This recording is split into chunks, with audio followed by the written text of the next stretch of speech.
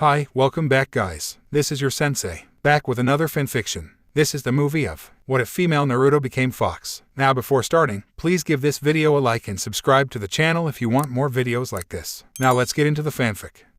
Naru knew that whatever semblance of peace she had was done for. The only reason she had survived so far was the fact that she had the Hokage on her side. Now the only person alive that could truly appreciate her was gone. Hiruzen had been a kind grandfather-like figure to her and let her stay in his own home after she had been kicked out into the streets. The citizens didn't want her, the orphanage didn't want her, but Hiruzen Sarutobi did. He was the only bit of light she had left in her life, and although some other villagers didn't hate her, he was the only one that loved her. As she looked at the lifeless figure of her newly found father on the ground, she knew that he was dead and soon she would be too. Slowly the preteen crept to her father and fell on his body. The sobs could be heard through the corridors and the echoes soon brought company. Hostile company. The sneers of anger fueled by the absurdity of hate had now caused the onlookers to deem the child as cause of death. Kitsunes were evil. Kitsunes were bringers of death and bad luck. Because of the action of one member of the race, it brought forth the hate of many others who lived in relative peace. Kill the demon child, yelled out one of the ninjas. She was on the body of the Hokage when he died, justified another. Naru just ignored the crowd and stared at her father figure in disbelief. Although Sarutobi was old, he had never been weak in the mind of his adopted child.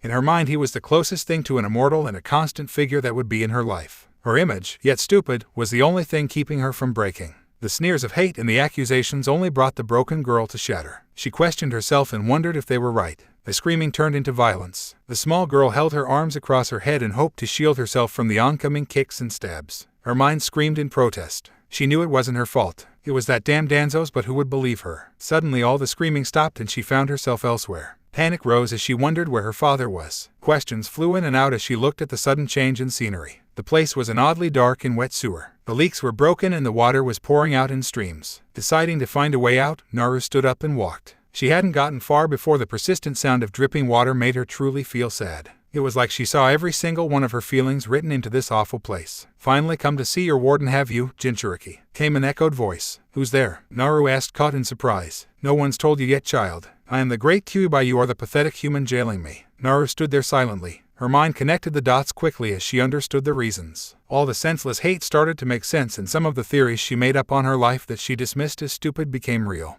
The one ninja she admired was the one that placed the very thing in her that ruined her life. The one person she thought didn't keep secrets from her was the one who lied to her whole life. Silent tears fell through her eyes as she lost all sense of reality. Okay kid, don't cry, the Kyuubi frantically tried. The fox didn't know how to comfort a human before, but he sure was trying his best. To the fox only his existence mattered, and he sure as hell wasn't letting a brat end him. The truth was his container was broken right now, and although many would assume he could use this to his advantage, he truly couldn't. The fox needed hate and rage to escape. For him, petty emotions such as sorrow and pain were not something he could muster to escape. Right now his survival instincts kicked in, and he would even lose his pride and help a human. Where's the hard-headed brat I knew before? Come on, don't break on me now, he pleaded. The girl continued to stare ahead of her in pain. Kyuubi knew that the fact that she was in her mindscape was only contributing to her emotions right now. The fox knew that it was a defense mechanism of a Jinchuriki to come into their mindscape when something horrible was going to happen to them on the outside. This defense mechanism was created to help notify the danger to their tailed beasts. The girl seemed too far off for the fox to try and bring her back, so he did the only thing he could think of. I can take you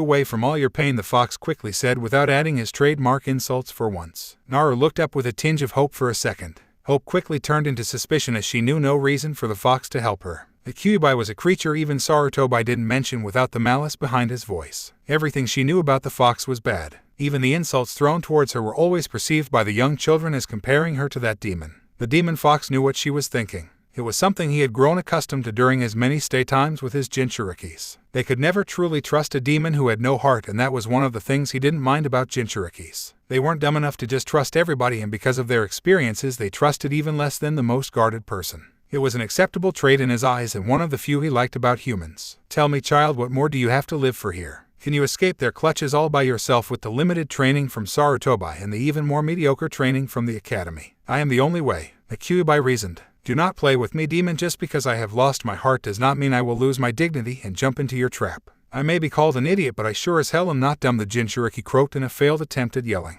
Listen, child, your mind is on the verge of breaking, and this distrust is going to break it even more. I can give you hope. Hope is the only thing that can stabilize us right now. Naru did not understand what Kyuubi was trying to tell her, but she did recognize the creeping urgency in his voice. He was afraid, almost like he was afraid for her. The fox growled in annoyance because he knew exactly what his container was thinking. Kyuubi decided to ignore the utterly ridiculous thought from his jailer and play along with it so he could get out of this alive. "We do not have much time," he growled. Naru resolved herself to her fate. The fox was not playing with her on this. There was also no escape for her back in the real world, and nothing could be worse than being alone. Even if the fox managed to do something that would kill her or reverse their roles, at least she would have a companion to talk to without the hate in his eyes. "What do I have to do?" XXX.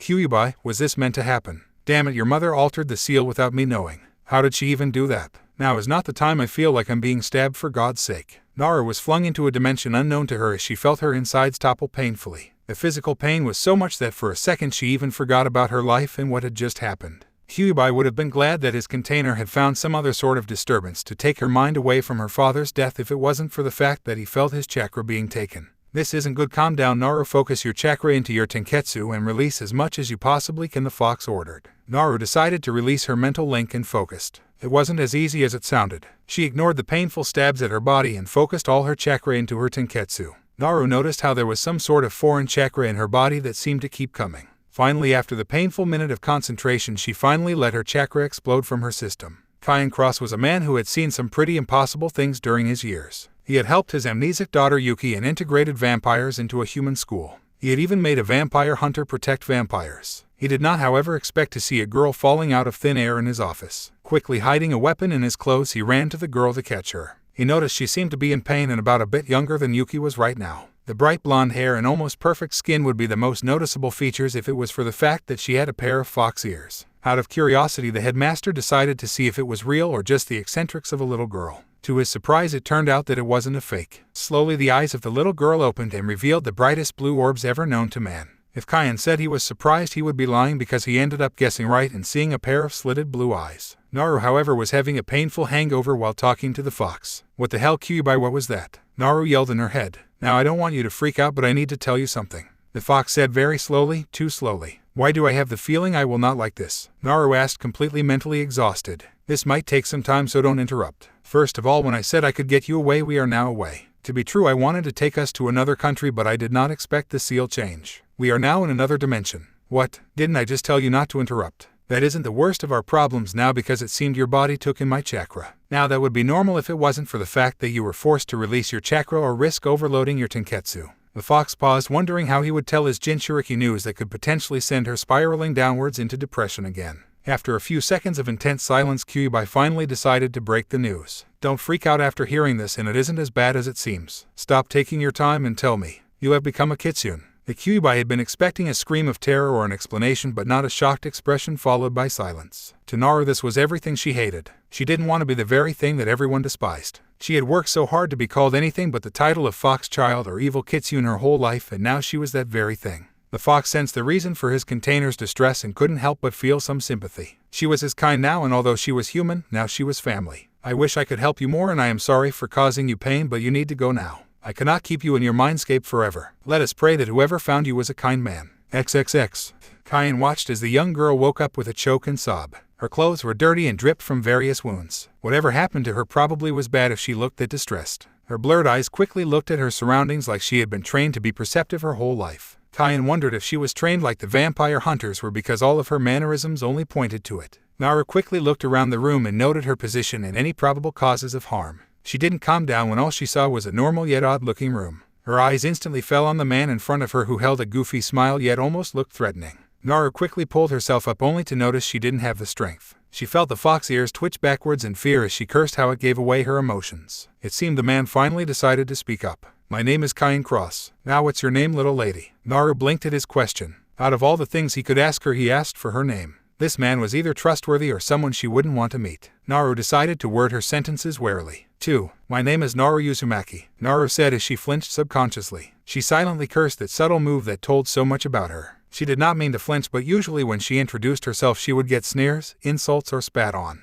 She always said her name is Naru instead of Naru because that's what Sarutobi called her. Her thoughts moved to her father figure and tears threatened to spill. Kyan noticed the broken look that adorned her face. Deciding not to prod into her life until she was ready, he decided to change the subject. "Tell you what, why don't we go into the kitchen and I can make you a hot chocolate?" Naru nodded but couldn't help but look suspiciously at the man, who seemed to notice her emotions pretty well. He seemed too hyper and happy to be trustworthy. She couldn't comprehend why he hadn't reprimanded her and assaulted her with questions by now. Naru wondered if he was eccentric or just dumb. Kyan, however, was putting on his usual happy facade on. He found it seemed to make people put their guard down, although it seemed it wasn't working for this child. The headmaster wondered what this child must have gone through to make her distress so much. As Naru walked down the long hall, she noticed that it was nighttime. Her senses were so tuned right now that she could see much clearer than she could ever before in her life. This only proved to make her sullen as it hit her she was a kitsune now. Naru listened to how Kyan explained he was the headmaster of this school. Naru tried to nod her head and act like she was listening, but the memories of Sarutobi kept coming back to her. The almost carefree voice the headmaster held made the girl so jealous, but she couldn't help but sense the underlying seriousness beneath it.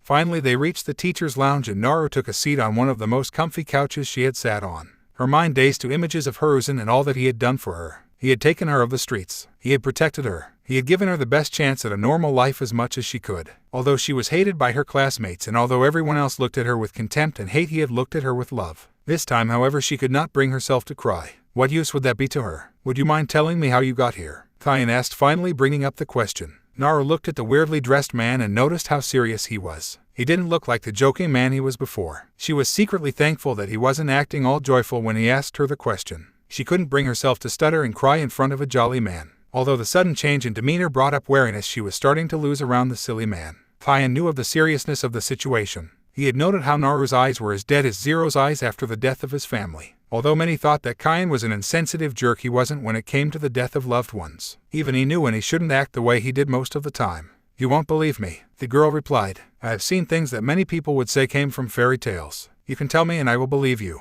Naru nodded. The headmaster knew that the child wasn't a spy for some evil plotting vampire family. She hadn't asked him questions about the school or vampires and acted like nearly everything, not just the night class, was weird about this school. The man could only conclude that this child was probably something entirely different considering the real fox ears and that fluffy tail waving behind her. I am not from this dimension. That is why you haven't recognized me. Kyan stood still for a second and let this new bit of information sink in. This situation was unlike anything he had ever witnessed before. May I ask why it is that you ended up in this situation? The girl stood still for a few seconds. Memories of his death engulfed her mind as she tried to form a sentence to summarize what had just happened to her. It was at that moment she found the small courage to admit the words that had defined her whole life. I'm a kitsune. Kyan blinked. She said it like she was going to get hit if she mentioned it. He guessed it must have been horrible to be a kitsune in the place she grew up in. He didn't understand one bit why that was such a horrible thing. From his knowledge of kitsunes and myths, the Japanese versions had portrayed them as messengers of God. Naru noticed how he didn't understand, and she remembered she wasn't in Konoha anymore. This wasn't a place kitsunes were hated. Maybe. She wondered what the man thought of her. I'm sorry you don't understand. A kitsune is a demon fox, but I wasn't originally one. I asked the great demon lord sealed in me to send me away because, well, I was going to get hurt and something wrong happened with the seal and I ended up here. Kyan really didn't understand what the child was talking about, but it seemed she wasn't lying. He had a strange way of knowing when people were lying after all. He sighed and looked at her with a small smile. I don't know why you kitsunes are hated other than maybe the fact that you are demons, but I don't see anything wrong with you. I believe you, so I guess this means you can stay here with my 2 children as long as you want. If you want, you can stay here or we can try to find you a way back home. Naru looked at the man like he was crazy. She was confused on how a man she just met would just let a weird girl like her stay under his roof the day they met. She didn't understand how a man could believe something that sounded as far-fetched as her story either. Kyan looked at the child with a small smile. It seemed she was confused, but then who wasn't after they had first met the man? The headmaster knew the child meant no harm, but he couldn't be completely off guard considering he didn't know anything about her species in general. He knew that if they were hated that much, there must have been a reason for it. But for now he would leave the child to be a child, and maybe introduce her to his sweet daughter. XXX. Couple of months later, I had been introduced to Crossen's daughter and new son. Yuki was apparently just a year older than me, and so was Zero. I guess I liked Yuki better because she was sweet, but Zero couldn't help but remind me of myself. We had the same eyes. I sat across from Yuki, who kept telling me about how amazing the night class were. I guess she held some sort of deep respect for them, although I couldn't see anything too spectacular but pretty faces. Are you listening to me? Once I become a middle school student, I can finally become a prefect. I replied like usual. Hey, Narusan, why do you keep that hat on all the time? Nuki, I tease because I have, terrible hair. I replied weakly. I gulped as the older girl looked at me curiously. I tried to think of her as mature since she was a few months older than me, but she didn't drop the subject. I could see that innocent, childlike curiosity, which I had lost a long time ago, radiating off of her. I kept this hat on because the genjutsu on my tail was hard enough to maintain, and I didn't need to have to focus on my head all the time. Kurama wouldn't stop berating me on how I was meant to be a natural at illusions considering I was a kitsune. Come on, Narusan. Your hair can't be that bad. Suddenly I saw her hands reach out to grab my hat off. I thanked the fox for my quick reflexes and remembered that without him I wouldn't have needed it. I kept my hat on and slapped her hand away in a flash. Yuki's expression relayed her hurt pretty badly. Her sullen expression turned to one of apology. "I'm sorry. I didn't mean to do something you didn't want me to." "Yes, you did. Don't ever do it again," I said very harshly in a scary voice before leaving. I decided to walk into the headmaster's quarters where I was living right now. I would only get a dorm room when I properly started school here. My favorite spot was in the corner of the bookshelf in between the couches. The feeling of being in a corner unseen was always pleasing. This whole school was large and expensive looking. What I had come to know as Gothic architecture apparently wasn't common, but this place had it. I thought the architecture in this place was far more amazing and made Konoha look like a child's play toy. "Why did you have to be so harsh to the human? It is unlike you." Kurama, as I came to know, asked me. If I wasn't, she would just try to take it off of me again. If she knew it was out of bounds, then she shouldn't go there. "Kit, I want you to move on from these humans and help me train you. No offense, Kurama-san, but I'd rather not become more like a kitsune. That is actually offensive. You are my fellow kin now, and that makes you higher than those humans. Why won't you embrace your real self and become powerful? What's the point of it when there isn't any threat here? All these people are normal humans who can't even use jutsu. There is never a world where humans don't hate and harm each other, Kit. I can sense the hate in these human hearts as well, and they are just like the ones back in Konoha. Nurture their evil and merge it with the advanced technology here, and you can get warfare just as tough as jutsu." I nodded at his reasoning. Everything he said was true. I could also sense the same sort of emotions he was comparing. But I knew something was of even more about the smells I got from here sometimes. It smelled like, and that's what kept me alert even though these people didn't know jutsu. The smell of was strong near the night class. There was obviously something fishy going on there. It excited me in a weird way, but I ignored it. "You are right, Kit. I can smell them from here, and they don't smell anything like humans do. They have the scent of another kind of being, but they also carry the beautiful scent of you Shinobis used to." I shivered as I smelt it was such a beautiful smell, and it made me just want to cut something up for the fun of it. I quickly shook of that ugly feeling and snarled. "Why did you have to mention? You know I crave to have it spilt on me, don't you? When it happens, it is the greatest feeling ever. I wish every day that I could go outside and kill a Naru deer or hunt a wild boar. Those were the good days." "Seriously, stop, Kurama-san, I am getting bad cravings because of you." I cursed as Kurama didn't stop. I could hear the playfulness in his voice as he kept tempting me. I cursed as I couldn't cut of the mental link unless both of us wanted to. He was driving me insane. But you know what? Human flesh tastes the best out of all of them. Huey, I am warning you, stop before something bad happens. That feeling of your teeth sinking into their flesh, crushing their bones. It's the most ecstatic feeling of them all. The primal urge founded by the natural instinct to kill almost overtook me as I breathed hard, trying to control myself. I saw images of me biting into Yuki's flesh and devouring her in front of Kayan. I saw the beautiful pain and the intoxication of flesh and anger. What was I thinking? The door opened and I saw Kayan walking towards me. I started to breathe much harder as I fought the urge to pounce at his neck. Every bit of my body urged me to devour him, but my mind kept me in place. Quickly I did the only thing I could think of that would stop me from this lust. I bit myself. "Naru, what are you doing?" The feeling of relief and pain as I sunk into myself sickened me and enticed me at the same time. I felt the arms of Kayan grip onto my shoulders as he looked at me worriedly. I wondered why there wasn't any fear behind those eyes. I sunk into his chest and breathed heavy breaths into his chest. I couldn't believe I had nearly devoured a defenseless man. I couldn't believe I wanted to eat somebody just to feel their pain. I was so afraid. XXX.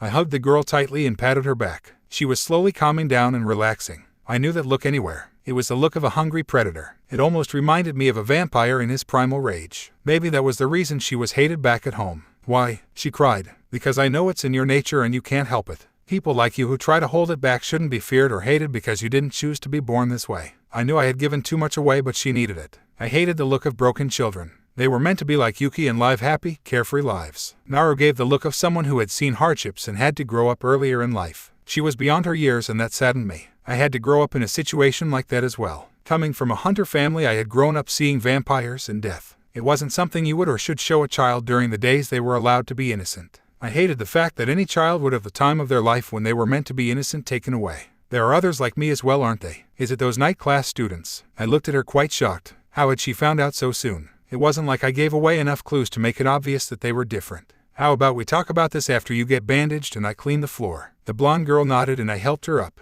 We walked quickly to the first aid kit and I started stitching her up. Her expressions kept changing, almost like she was talking to herself in her own head. She sent a few guilty expressions my way before acting like she never had them. I knew she was hiding something from me, but I just couldn't wrap my finger around it. After a while she snarled at a non-existent person and blushed my way as she realized she did it outwardly. "Do you want to tell me what's going in your head?" "I'm sorry 2D didn't tell you this earlier." "Well, go on. You know how I mentioned the demon sealed inside of me? Well, I do recall it from an earlier conversation," I said, acting proudly at my memory. Well, he can talk to me and he always manages to get me riled up. I would have been able to fight of the bee-lust if you hadn't walked into the room. My sunny expression didn't turn sullen as I looked at her with a cheeky grin. I guess it was a wrong choice to keep her away from the vampires. Maybe if she realized she wasn't the only one like this that could live coinciding with normal humans. Although the last thing I wanted this early was to make her presence aware to the Hunters Association. If they knew about another potential threat, they wouldn't risk having her out like the vampires. She was an easy target because she was only one kitsune and she didn't have numbers of powerful people backing her up unlike the vampires. Follow me, Naru.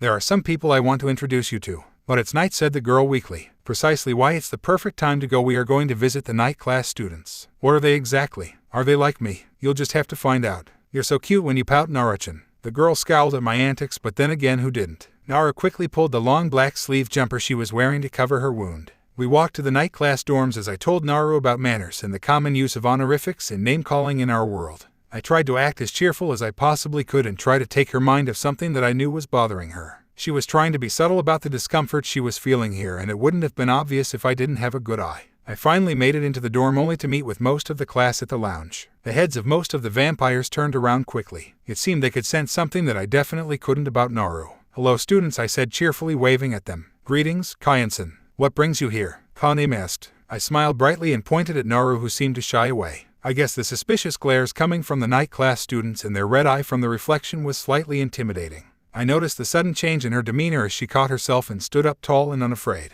It wasn't a feat to laugh at. She must be very brave. This is Naruch and I adopted her just a few weeks ago. Isn't she just adorable? Yes, I had received the news that you adopted someone. Is there a reason for you bringing her here? Kanim asked. Oh, is she a vampire? Edo started cheerfully. Oh, I wouldn't say that, but Naru here is something similar. I noticed the shock expression of the girl, who seemed unaware that I was going to tell them her secret. Either that or she was surprised they were vampires. I knew she would be mad, but where would be the fun in telling her earlier? If the pain was worth it later, it would be for the face she made. Wait, are you sure? Naru asked. Yes, Naruchan, you can trust them. The girl seemed to look suspiciously at the quiet members present in the group before she took off her hat and unraveled her tail from her waist. I watched, amused at the many shocked expressions. It could be seen clearly on some, and it seemed others were keeping their emotions in. I couldn't help but crack a mischievous smile. What exactly is she? Takuma asked, quite shocked and unable to hide his emotion. Well, it wouldn't be right for me to introduce Naruchan all by myself, is it? I think I'll let Naruchan do that, I said cheerfully before waving a goodbye. Hey, I heard the quite loud protest of Naru. I knew she would hit me later on for doing this to her, but it was worth it. All their expressions really made my day. I looked back towards the night class members and sighed resigned. It seemed Kyan was just playing me so he could get me in here to meet them. I would be sure to remember to give the immature man a good scold for doing this to me. But for now it seemed I would have to explain myself. The members of the night class in front of me looked like they didn't want to ask me twice to explain myself. Where do I start? I mumbled. Maybe from the beginning, Kurama deadpanned from inside my head. Well, you see, I'm a kitsune and I guess you are vampires, I said weakly. The whole group looked at me less than impressed, but then I really didn't care what they thought of me. And as to why you don't know of our existence, it's because we don't exist in this dimension. Now the whole class was giving me disbelieving looks. Not that I could blame them, but it sure was annoying explaining something that sounded far-fetched. I just hoped I wasn't remembered as the crazy girl who rivaled the headmaster's craziness. I do not tolerate anybody making fun of us, and mostly Kaname-sama, Edo growled. I'm not making fun of you, nor am I doing this because I want to. If I had it my way, I would have just kept it to myself and Kyanson. Just listen to my story and you might understand, and for proof I could do a move I learnt back at home. Let her continue, said the Kaname figure. I nodded a small thanks to him, very glad that they all seemed to respect him and listen to him. Turning my attention away from the pack leader, I decided to relay my story without sounding as weak and as truly pathetic I was. When I was just a child, the leader of our village, the Hokage, sealed a demon lord into me. After I was thrown out by the orphanage, I was taken in by the current Hokage, who wanted to train me in the role of a Jinchuriki. You see, there are 9 great-tailed beasts, and I held the most powerful beast, the Kyuubi no Yoko. I was known as a Jinchuriki, otherwise translated as human sacrifice, and my job was to keep the demon in and use its power for the village. I paused for a while because I didn't want to tell some people I had just met what had happened to Hiruzen.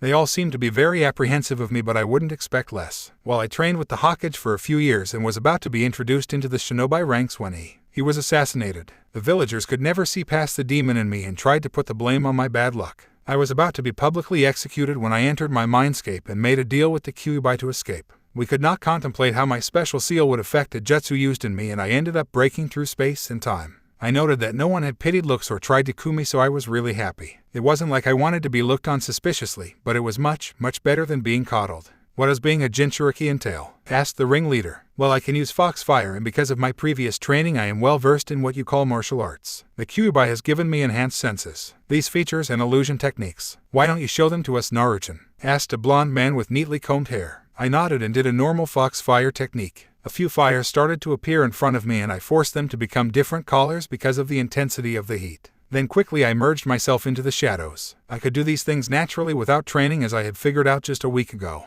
There were obviously a lot of these things I could train on, but I had always refused curry-llama. The fox isn't annoying most of the time, so I always refused. I can hear your thoughts, you know. Curry-llama growled in my head. Once I had finished I stopped and looked on expectantly. They didn't seem to know what to do as much as I did either. So what exactly can vampires do? The rest of the day went by as most of the night class students left after the show of my powers. I was introduced to Ka named Kirin, who I learned was a pure. Then there was Ado, who seemed to not trust me one bit. But the one person I started to bond with was Takuma, because he didn't seem to be as dark as the other vampires. As time went by he introduced me to these weird comics called manga. So why exactly do you read this? I asked. For the fun of it. Don't you have a hobby? He asked me. Well, I used to train. That isn't a hobby, Naruchan, that's work. I really need to get you into manga. I nodded and tried to keep a straight head. The smell of was just overpowering and curry-llama wouldn't stop telling me to kill in my head. I really just wanted to get away from this place. You'll eventually get the hang of ignoring the smell, Kit. For now, eat one of those vampires. I've never tasted one of them before, the fox urged in my head.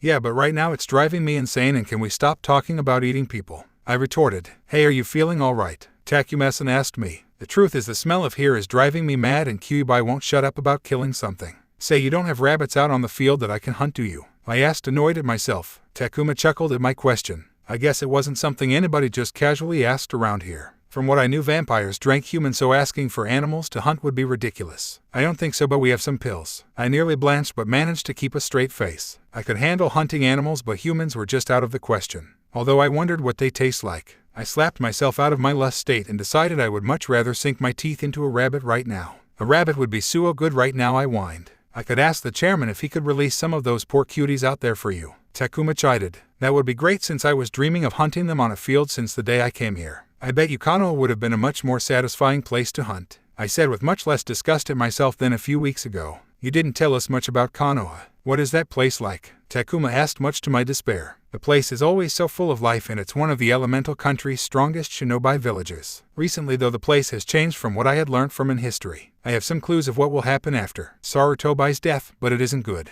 That bastard of a man will probably take his mantle, I said, snarling and feeling Kurama's hate boil through my veins. I'm sorry for bringing up some bad memories, Naruchan. I did not mean for it to hurt you. Takuma apologized. It's fine. There's no use for me to think of that hellhole anymore. I have no chance of getting back, and I'd rather not. I'd much rather focus on my new life here, I said, smiling brightly at the blonde-haired, green-eyed figure. I spent the rest of the night with Takuma before deciding that I would much rather go home with all the manga being bombarded onto me. This place was nice though. Much nicer than Konoha. People here didn't sneer at me, mock me, or insult me like it was all they could do with their lives, although I didn't know what to make off these vampires. They all looked a bit too dark and evil, and I definitely did not get good vibes of them. That's because they eat humans, Kit. Kurama reminded. Correction, we eat humans while they only drink human. I think we are at least one step lower than them. What's wrong with things that are in our nature? Don't bears eat fish and foxes hunt rabbits? Why is it any different if we eat humans? I was a human, remember. I don't think I can imagine eating a species that I had once been, I added. Better throw away that mentality, Kit, or you might end up in a ditch by the people you refuse to eat. Enjoy the hunt while you can. I snorted and ignored him.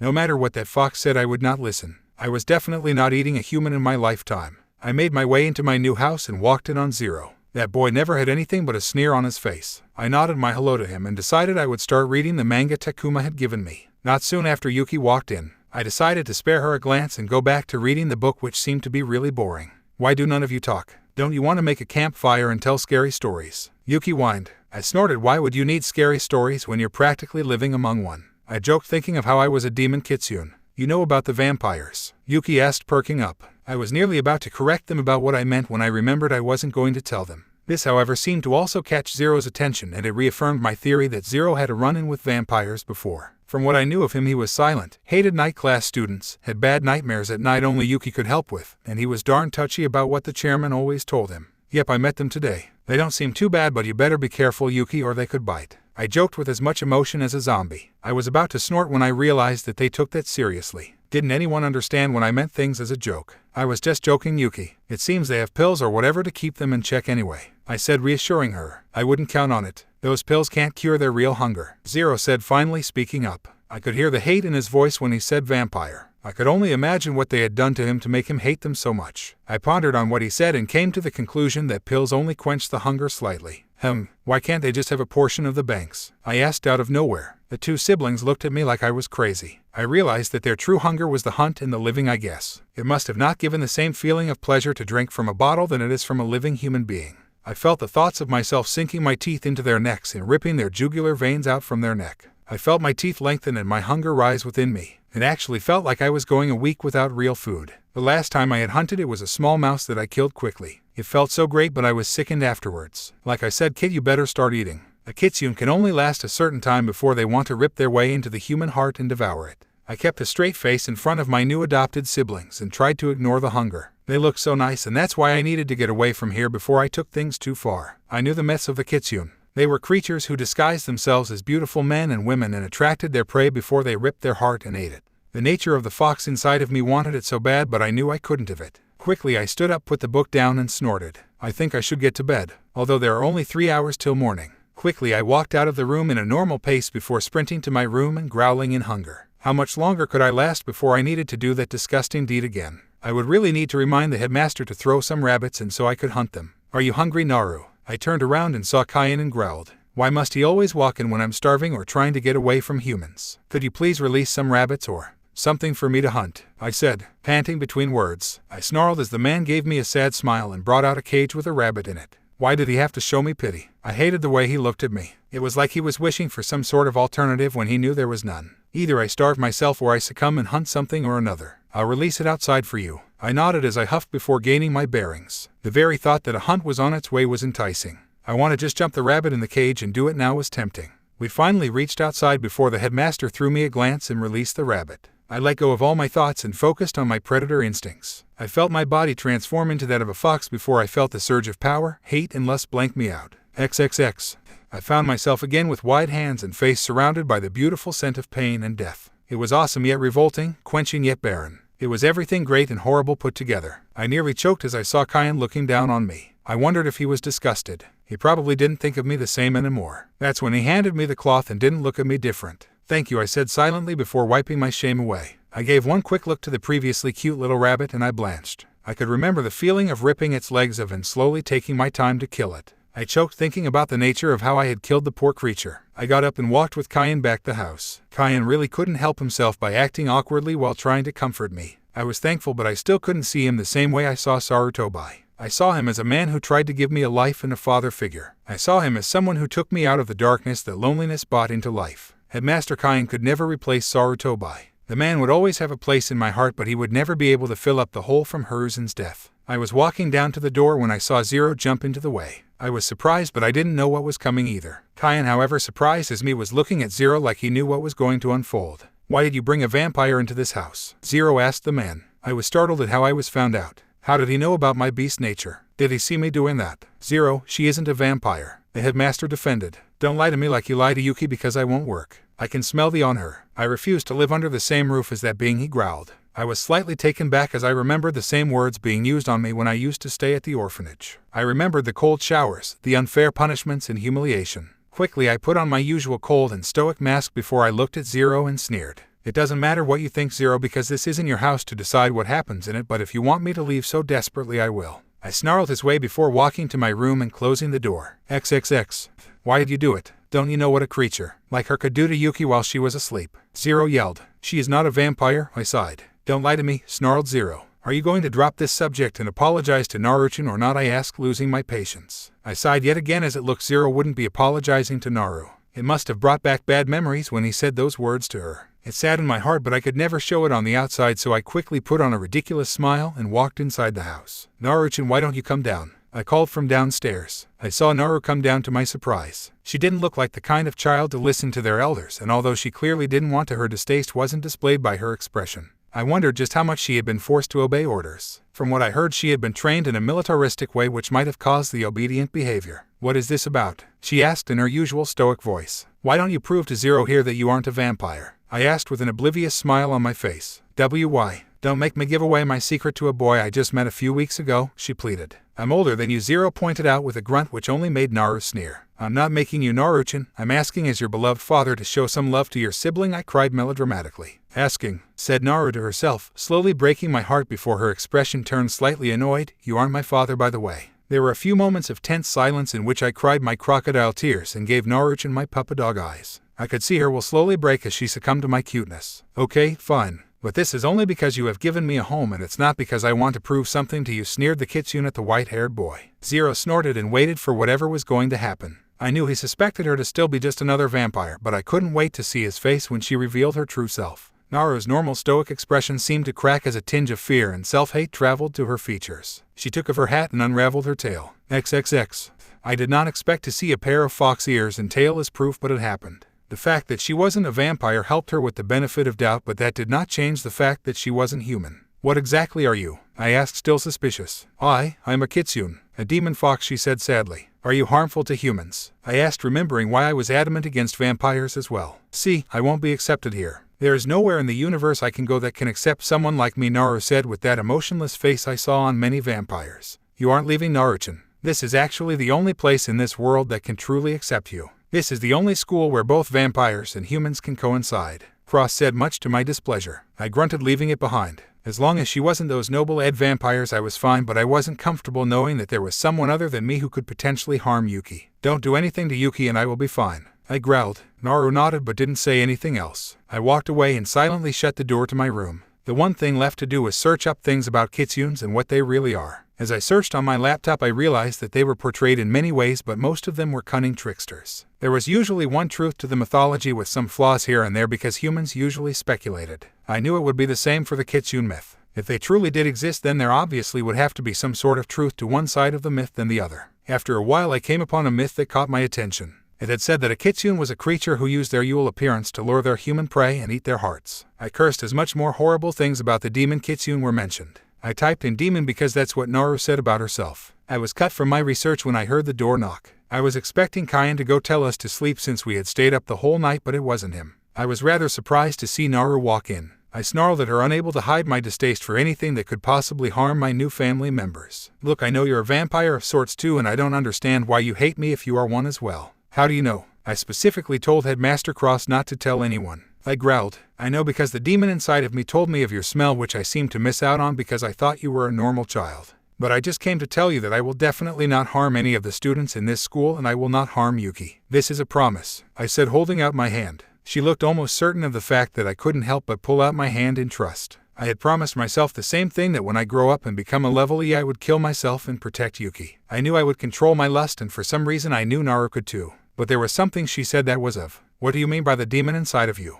I noticed the pause and the conflicted emotions behind her eyes. I wondered if it was something terrible that she didn't want to share, like how I was degrading. I was originally a human, but when I was born my village leader sealed the demon lord the Kyuubi no Yoko in my stomach. I can converse with the nine-tailed fox. I nodded and wondered why someone would seal a demon lord in a baby of all things. I was suddenly open to the fact that there were potentially other demon lords and kitsunes out in the world wreaking havoc and breaking lives apart as well. There aren't any other kitsunes if you were wondering. It's just me and the Kyuubi, and pray to God that he isn't released upon this world lest you want to die young, the girl said sardonically. Don't expect me to trust you because of this though, I snarled. She let out a sad smile and replied I never did. 4 years later, I yawned as I walked outside with the night class. I smiled at Yuki as the gates opened. It seemed she wasn't successful in restraining the fangirls who had suddenly made a line. Most of them were for Ado, obviously. I walked across with Kanem to help up the fallen Yuki. I never really trusted the brunette vampire. I could practically feel the mysterious and dark aura flooding off of him. I didn't like things I couldn't fully understand, and he was one of them.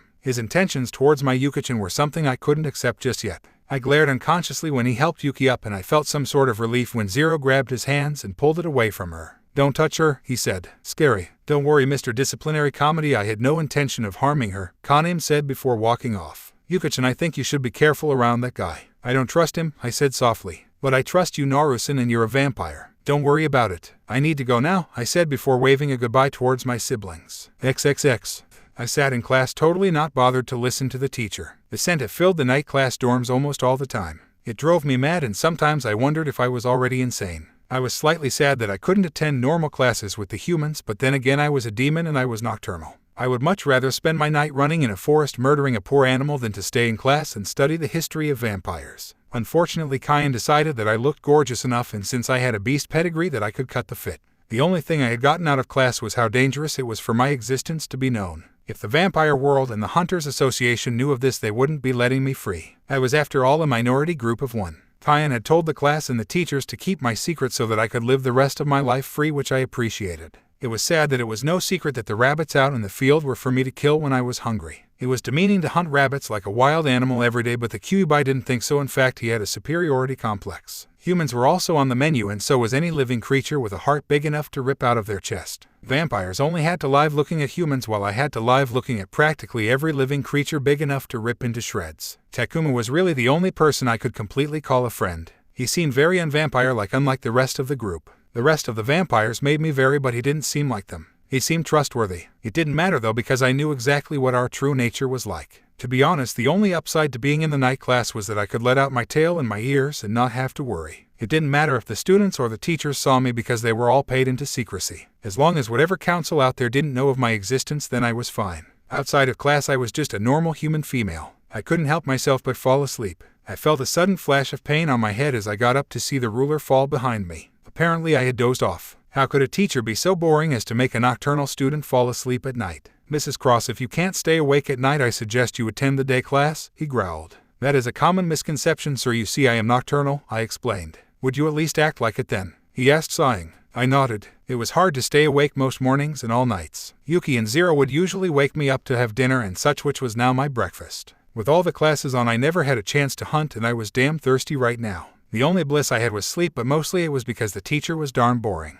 The history of vampires in general was really boring. There were a couple of wars, then politics, group politics, and more darn politics. I found myself wishing to be the mindless pawn of Danzo for a second. At least those mindless pawns didn't have to get their head around vampire politics. Finally the class was done and I yawned and stretched. No, I want deer this time. No more rabbits, I mumbled, imagining myself in a zoo. The dream felt so real. I was running inside a zoo with humans, tigers, giraffes, and all kinds of animals that were waiting to have their hearts ripped out. Suddenly the image skipped to me stirring their hearts in a bowl of ramen. Ramen and hearts. Why hadn't I thought of that before?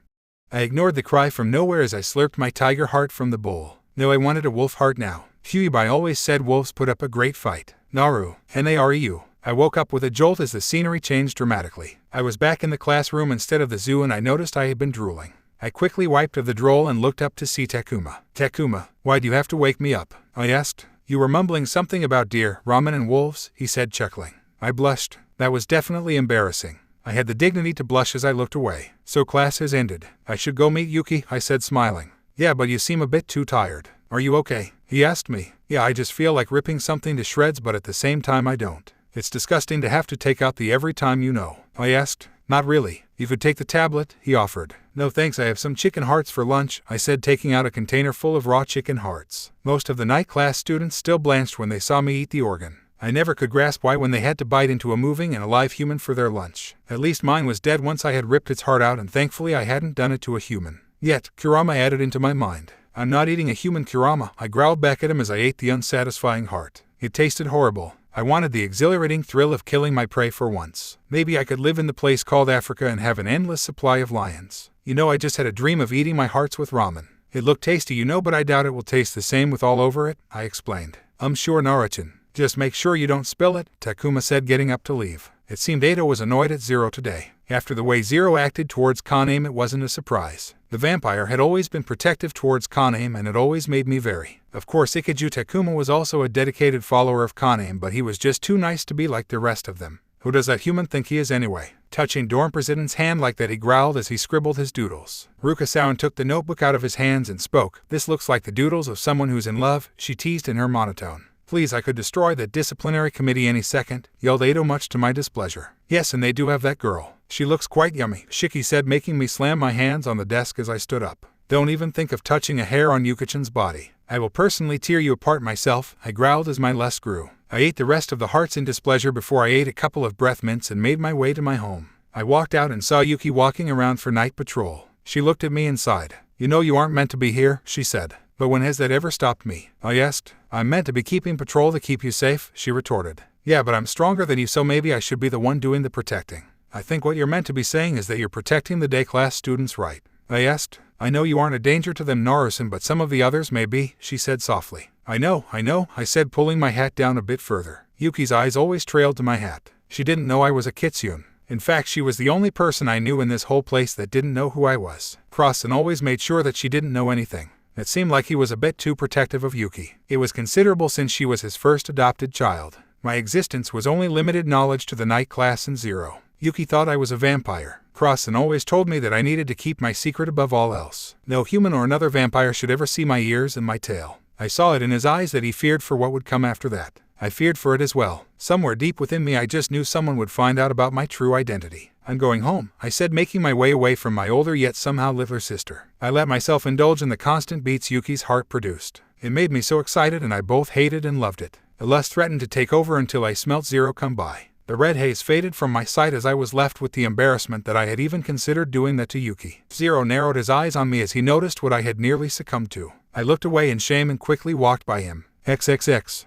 I walked across to Yuki quickly. I had seen the brief second of lust seep into Naru's eyes. I could not allow her to do anything to Yuki. I had seen the way she had ravaged those animals. She didn't just go for the kill, instead she took joy in slowly torturing them into their deaths. I couldn't say much for myself either, but I knew I had control of my actions enough to not let the need take over. As long as Yuki doesn't do anything dumb and get hurt, then I wouldn't feel the need. You should be careful around Naru, I said. Come on, Zero, she's our sister. She may be a vampire, but she is still our sister, Yuki scolded. I knew she couldn't have been worse than a vampire. Nothing really was as bad as a vampire in my opinion. A kitsune, from what I had seen, was still around the same league as a vampire, and that meant I didn't trust her one bit. Yes, but her primal urge deep down inside is to kill you, I retorted. Yuki frowned at me. I knew that frown. She didn't like it when I was wary of Naru. Yuki trusted too much, and I was the exact opposite. My trust for the world of night creatures had been non-existent, and now it had no chance of redeeming itself. I'll be patrolling another section for now. Make sure there aren't any girls trying to sneak into the night class. I quickly disappeared before she could say anything. I chased after Naru, and when I caught up with her I found her walking with her hands in her pocket. Her blonde hair flowed behind her in silky waves. Her body was beautiful, but I knew it was just a way to lure her prey, just like the vampires did. Kitsunes focused on trickery after all, and that's why I never trusted her. Why follow me, Zero-san? Do you think I'm going to eat a day class student? She asked mockingly. I wouldn't be surprised if you did. She turned around with anger radiating off of her. I saw her eyes flash red as her pupils dilated into slits. A small growl escaped her lips before she let out a breath and rubbed her temples. I have never eaten a human, and I never will, no matter how much you don't believe it. Do you think I enjoy having to restrain myself? So then why do you keep tempting me to kill you? She growled angrily. It's not personal, but I don't trust you, I said in my usual monotone. Since when did anybody? The villagers didn't trust me, my own dad didn't trust me, and no one here trusts me. I don't care if you do or not, because the one person I do trust is myself, she growled coolly. I frowned at her statement. The headmaster trusted her, and so did Yuki. That trust was what was worrying me. Although I couldn't make assumptions on Naru because she wasn't exactly a species I knew of, it didn't stop the fact that she could be even more dangerous than a vampire. I had no way of telling with her. I saw the way you looked at Yuki, and what you don't. I stopped at that. Her did smell sweet. It was like the faint smell of roses and everything delicious. I was tempted to bite into her every day, but I had faith in my willpower. Wait, roses. Why could I smell roses? Naru was also looking at the direction where Yuki's came from. Quickly I ran while I watched in amazement as Naru ran up a tree and jumped along the branches in practiced ease. Once I reached Yuki, I saw Hanabusa Edo and Akatsuki-kan standing around Yuki threateningly. I narrowed my eyes and glared at the two as I took out my gun.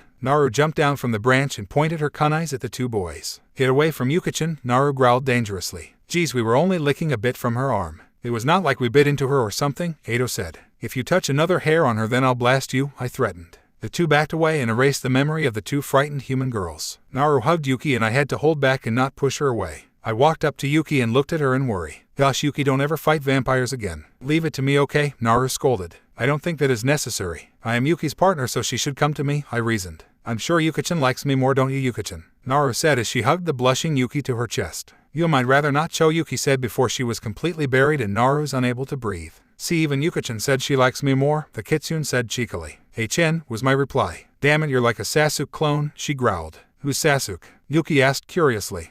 Just a guy I used to know a long time ago, she said, this time with a sad smile. I was curious as to where she used to live. I had asked Kyan, but he never gave me a proper response. The only thing he said was that she didn't have a happy childhood. Where she came from was a mystery. Well, I've got to take my leave. I have a physics test tomorrow that I refuse to fail, she said before waving a goodbye. You never fail though, Yuki said, half annoyed. I'm not the one with the prefect duties. Maybe you should bring it up with Crossen, she said before disappearing. The headmaster will never let us jig prefect duties, I said, answering the unasked question Yuki was about to throw. XXX.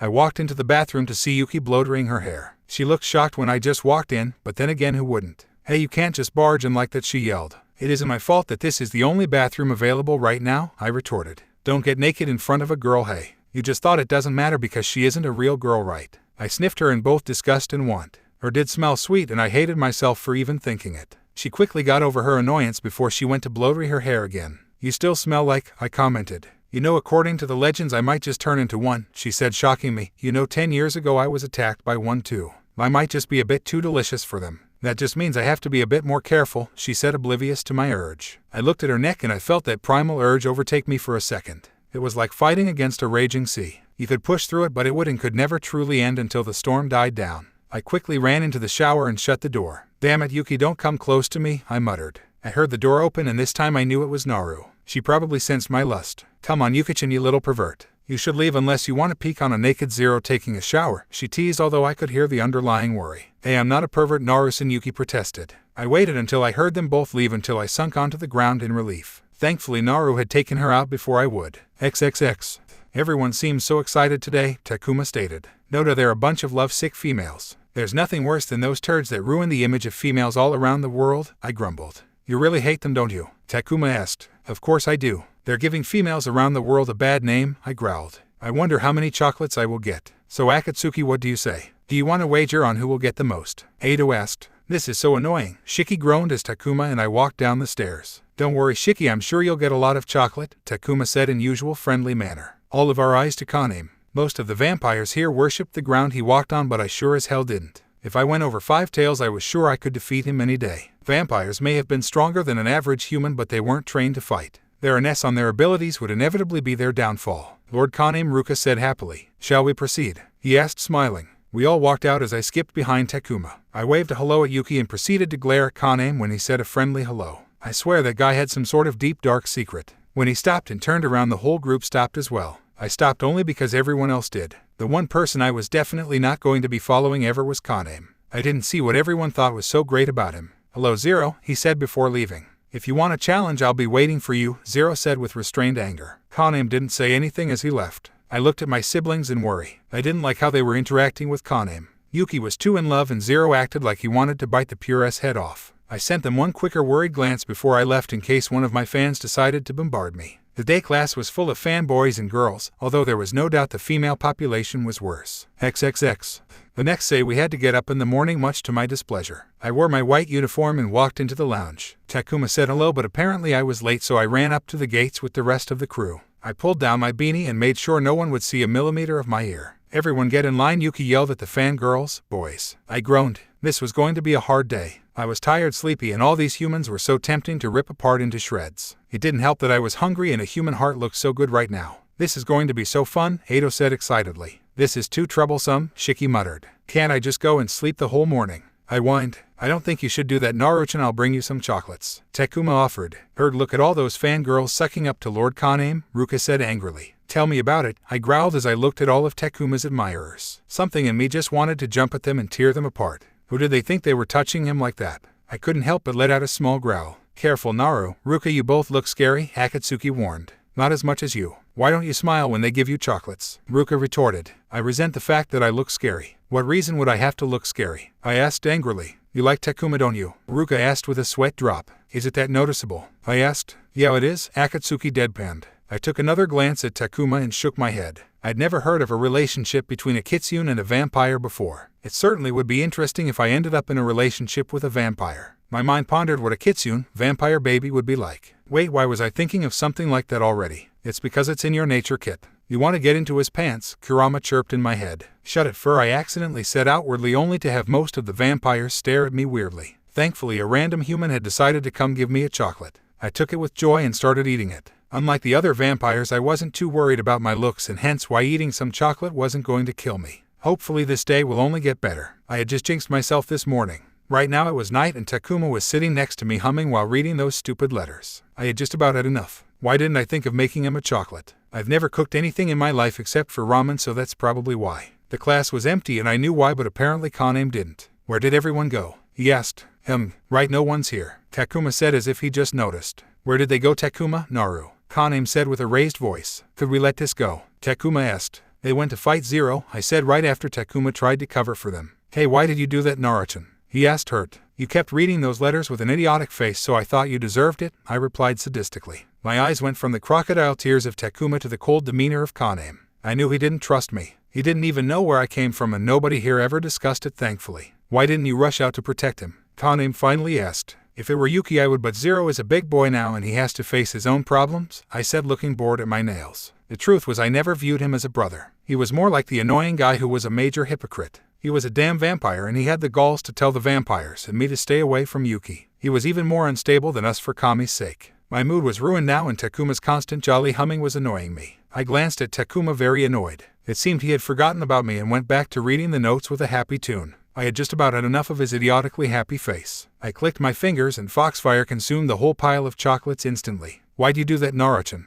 He asked, crying at his long-gone chocolates, which was now a pile of char. Your idiotic face annoyed me, I replied with an evil smile. Truth was Takuma's idiotic grin and stupid humming really irritated me. Why was he so happy for getting chocolates from other girls anyway? For the first time in my life I didn't feel bad about wasting chocolate.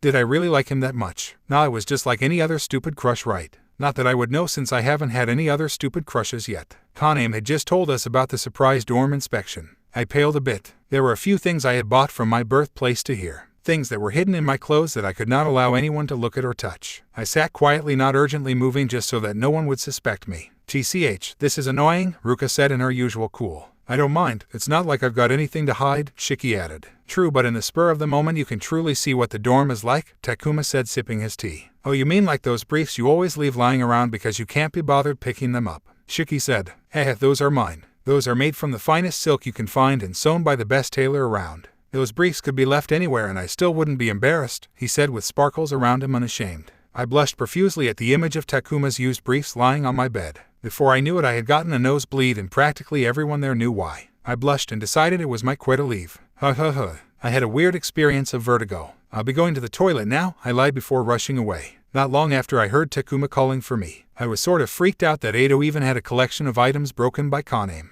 That creeped me out way too much. I took the box out with Shiki and Takuma. If carrying these boxes gives me muscles, then my director won't be pleased, Shiki said as if he believed it to be true. It must be hard being a model, Takuma comforted. Model model, you need to put on a bit more muscle, Shiki-san. You look like a twig, I scolded. I don't want to look like a muscly girl, he said, looking at me. Well, thanks, Shiki-san, these take more than a few boxes after all, I said, posing a strike to show of my built arms. That wasn't a compliment, he said, sweat dropping. I ignored him. It was a wonder how they managed to stay so strong without even an ounce of muscle on them. Kurama was agreeing with me in my head. They were wise and arrogant with their abilities and status, but I wasn't going to be. I knew I had to be strong to survive in the future. I knew enough of this world to know that finding the first kitsune wouldn't be the most pleasant situation for me. Once I had finished taking the boxes to where it was meant to be, I saw Yuki and Zero come this way. My heart leapt in fear, but when Yuki fell on Zero and he left in anger, I felt happy. I wanted to punch myself for letting that sick thought enter my head. Knowing Zero, he would probably want to be by himself, and knowing Yuki, she would get lost. I looked at Kaname, who knew what I was about to do.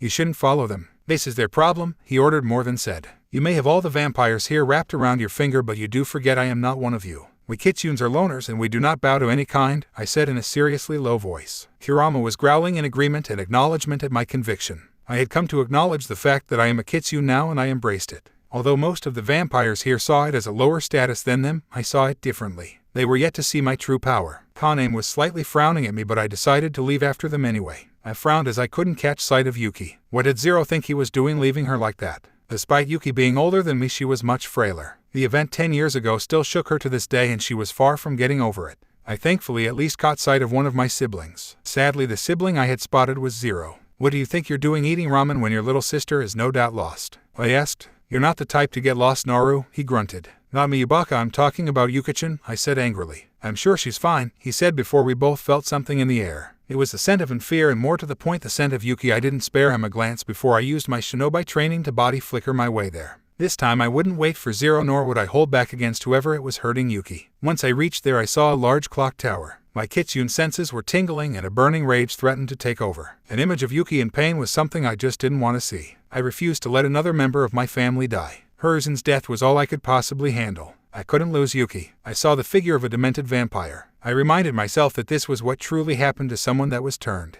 This was the fate of the people who were bitten. The idea that maybe one day Zero would become one of them appalled me. "You, what are you?" the level E asked in a hoarse voice. "I am going to be the one that ends your pathetic existence unless you tell me where you have taken Yuki," I said in my scary voice. The creature lunged at me and I decided it was finally time to put my shinobi skills to use. It was finally time to use the jutsus I had learnt. "Katen, Gakakyu no Jutsu," I said in my head as I breathed out the large fire. The charging vampire had no chance to dodge and was encompassed in the burning of flames. It writhed onto the floor as Zero came. I growled at the vampire who was still somewhat alive. "Tell me where you have taken her and I will give you a quick death," I growled as my pupils transformed into slits and my very aura became crimson. "Go to hell," it shrieked. I snapped my fingers as I sparked my fox fire on its body. It chose to die a slow death and I never went back on my word. The fox fire would burn and burn, but it was weak so it would eat away at the flesh slowly. "Howard, please make it stop," it screamed. "You made your pick. Die an honorable death, monster," I said while trying to pinpoint Yuki's location. "What the hell are you doing, Naru? End it from its misery," Zero growled.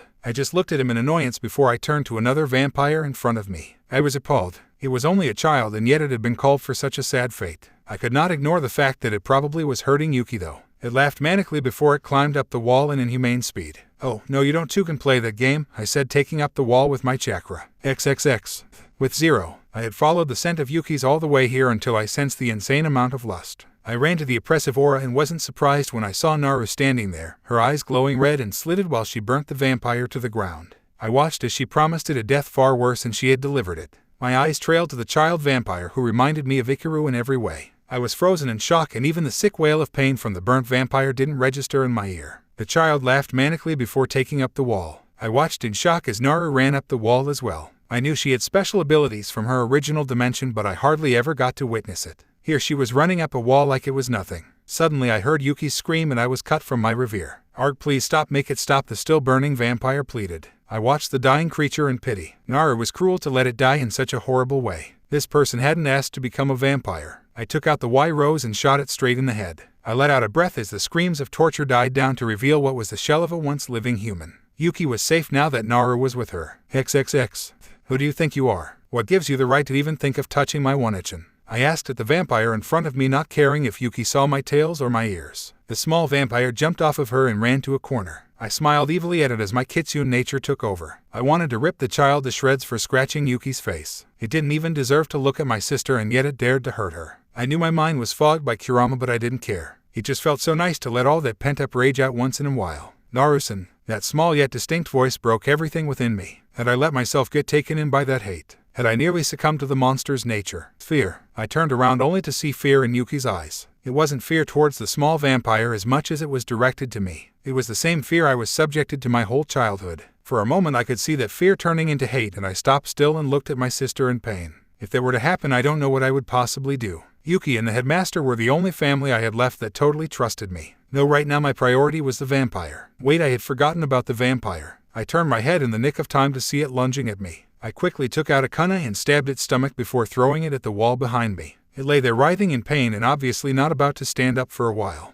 I turned my attention to Yuki, thinking of ways I could try and explain. Instead of seeing Yuki, I saw Kaname standing there covering her eyes in a protective manner. "Now, Naru-san, that wasn't nice. You nearly let Yuki see something that horrible," he said seriously. I frowned as I looked at that annoying vampire. I knew I had yet to finish the poor child of. My lust hadn't gone, but I didn't want to let Yuki see something so dark. I snapped my fingers and watched as the body disintegrated into the flames. The beast inside of me grunted in annoyance at the quick death I had bestowed upon the filthy creature. I snapped myself out of it again as I reminded myself of the way I was when I was human. Killing someone like that would have appalled me. What had I let myself become? "Kaname, what just happened?" "That boy, he was," Yuki asked as Kaname took his hands of her eyes. "Yes, there was a level E vampire." "Level E? So does that mean he wasn't a vampire then?" Yuki asked, although I knew she was purposefully ignoring me. I could still see her eyes trail to me as small shivers embraced her prone and tiny body. "No, they are also vampires as well," he answered after looking at me. But he and Naru-san, Yuki finally managed as she broke my heart with the fear that laced her voice. She glanced at me before Kaname pinched her cheeks and brought her attention to him. I stood stark still, not knowing what to say. I had broken Yuki's trust and probably the headmaster's as well. It felt like the world was falling apart around me. "You're a bad girl. What were you thinking coming to a dangerous place like this?" Kaname asked, touching my sister's face. I couldn't help but growl at the physical interaction. I did not like the way he talked to Yuki. Speaking of which, Yuki's eyes came onto me just as quickly and I saw the same fear creeping back in. I looked away in shame. "You are not a vampire," she asked more than stated, although her voice quivered like she was betrayed. No, your sister there is a kitsune, a demon fox, Kaname said cruelly, taking away my chance to explain. Yuki's eyes widened as she looked at me with conflicting emotions. I looked down, unable to look her in the eye. I didn't know what she would think of me after she had seen what I was truly like. My bestial nature was suffocating from what Crosson had told me. That's why you never let me take of your hat. I'm so sorry, she said softly to my surprise. I looked up in shock. There was no hate in her eyes, but it seemed she was still afraid. It broke my heart to see her afraid of me, but her words did not comply with her actions. Why are you sorry? I'm the one who should be sorry, I sobbed. But all those times you were afraid that I would take of your hat. Were you afraid that I wouldn't like you anymore? She asked. She walked towards me and I knew she was still wary. For a brief second I saw the faces of the villagers as they beat me. The fear looked exactly like theirs, but the only difference was that she was someone I cared about. I couldn't take it anymore. I didn't know if she would accept me anymore, and I was afraid if she wouldn't. I backed away and quickly jumped out from the window. XXX. Come on, Yuki, it's getting late. I don't want you to walk back to dorms by yourself, Kaname said after he gave me a moment of silence. I gladly accepted the small comfort his arms gave me. I couldn't accept the fact that thing was a vampire. All the vampires I had known were beautiful and nice. Was this what a vampire truly was? What was Narusan? I had never heard of a kitsune before. First a scary vampire and then Narusan. I had never felt so frightened and alone in my life. Had Zero known of the two all along? Time flew quickly and suddenly it became night. I had taken to Zero's room to try and find him, but he wasn't there, so I took to patrols. Every creak and every whistle the wind brought only made my memories resurface. I was so scared. The vampire's eyes and how much it resembled Narusan. Suddenly a bunch of bats flew as they decorated the shadows in an instant and scared me. I dropped the light and ran in fear. When I came upon the stairs I noticed Zero sitting on the bottom. You know, I think I'm finally beginning to see what you have been saying all along. There definitely are some bad vampires out there, but that thing wasn't even like a vampire. It was like a beast in human form, I explained, finally seeing a connection between Zero and I. Get back, he screamed. But why? Zero, I want to keep talking to you. I want to get you to open up and share your thoughts. Everything is so messed up and Narusan is a kitsune and things are all going wrong. I want to talk to you. After all, we both are exactly the same. No, we aren't, he said aggressively as he wouldn't even face me. I guess I have been selfish recently. Thinking you and I were sharing the same pain and the same fears, I guess I was only seeing myself, I said sadly as I was about to take my leave. I was about to run up the stairs when I felt Zero latch onto my wounded hands. Suddenly I was in his arms and I could feel his breath on my neck. Suddenly I felt a stabbing pain and my mind went blank. Everything was in a mess. Nothing made sense anymore until I saw the small medicine box with the pills in it. Zero was a vampire. XXX.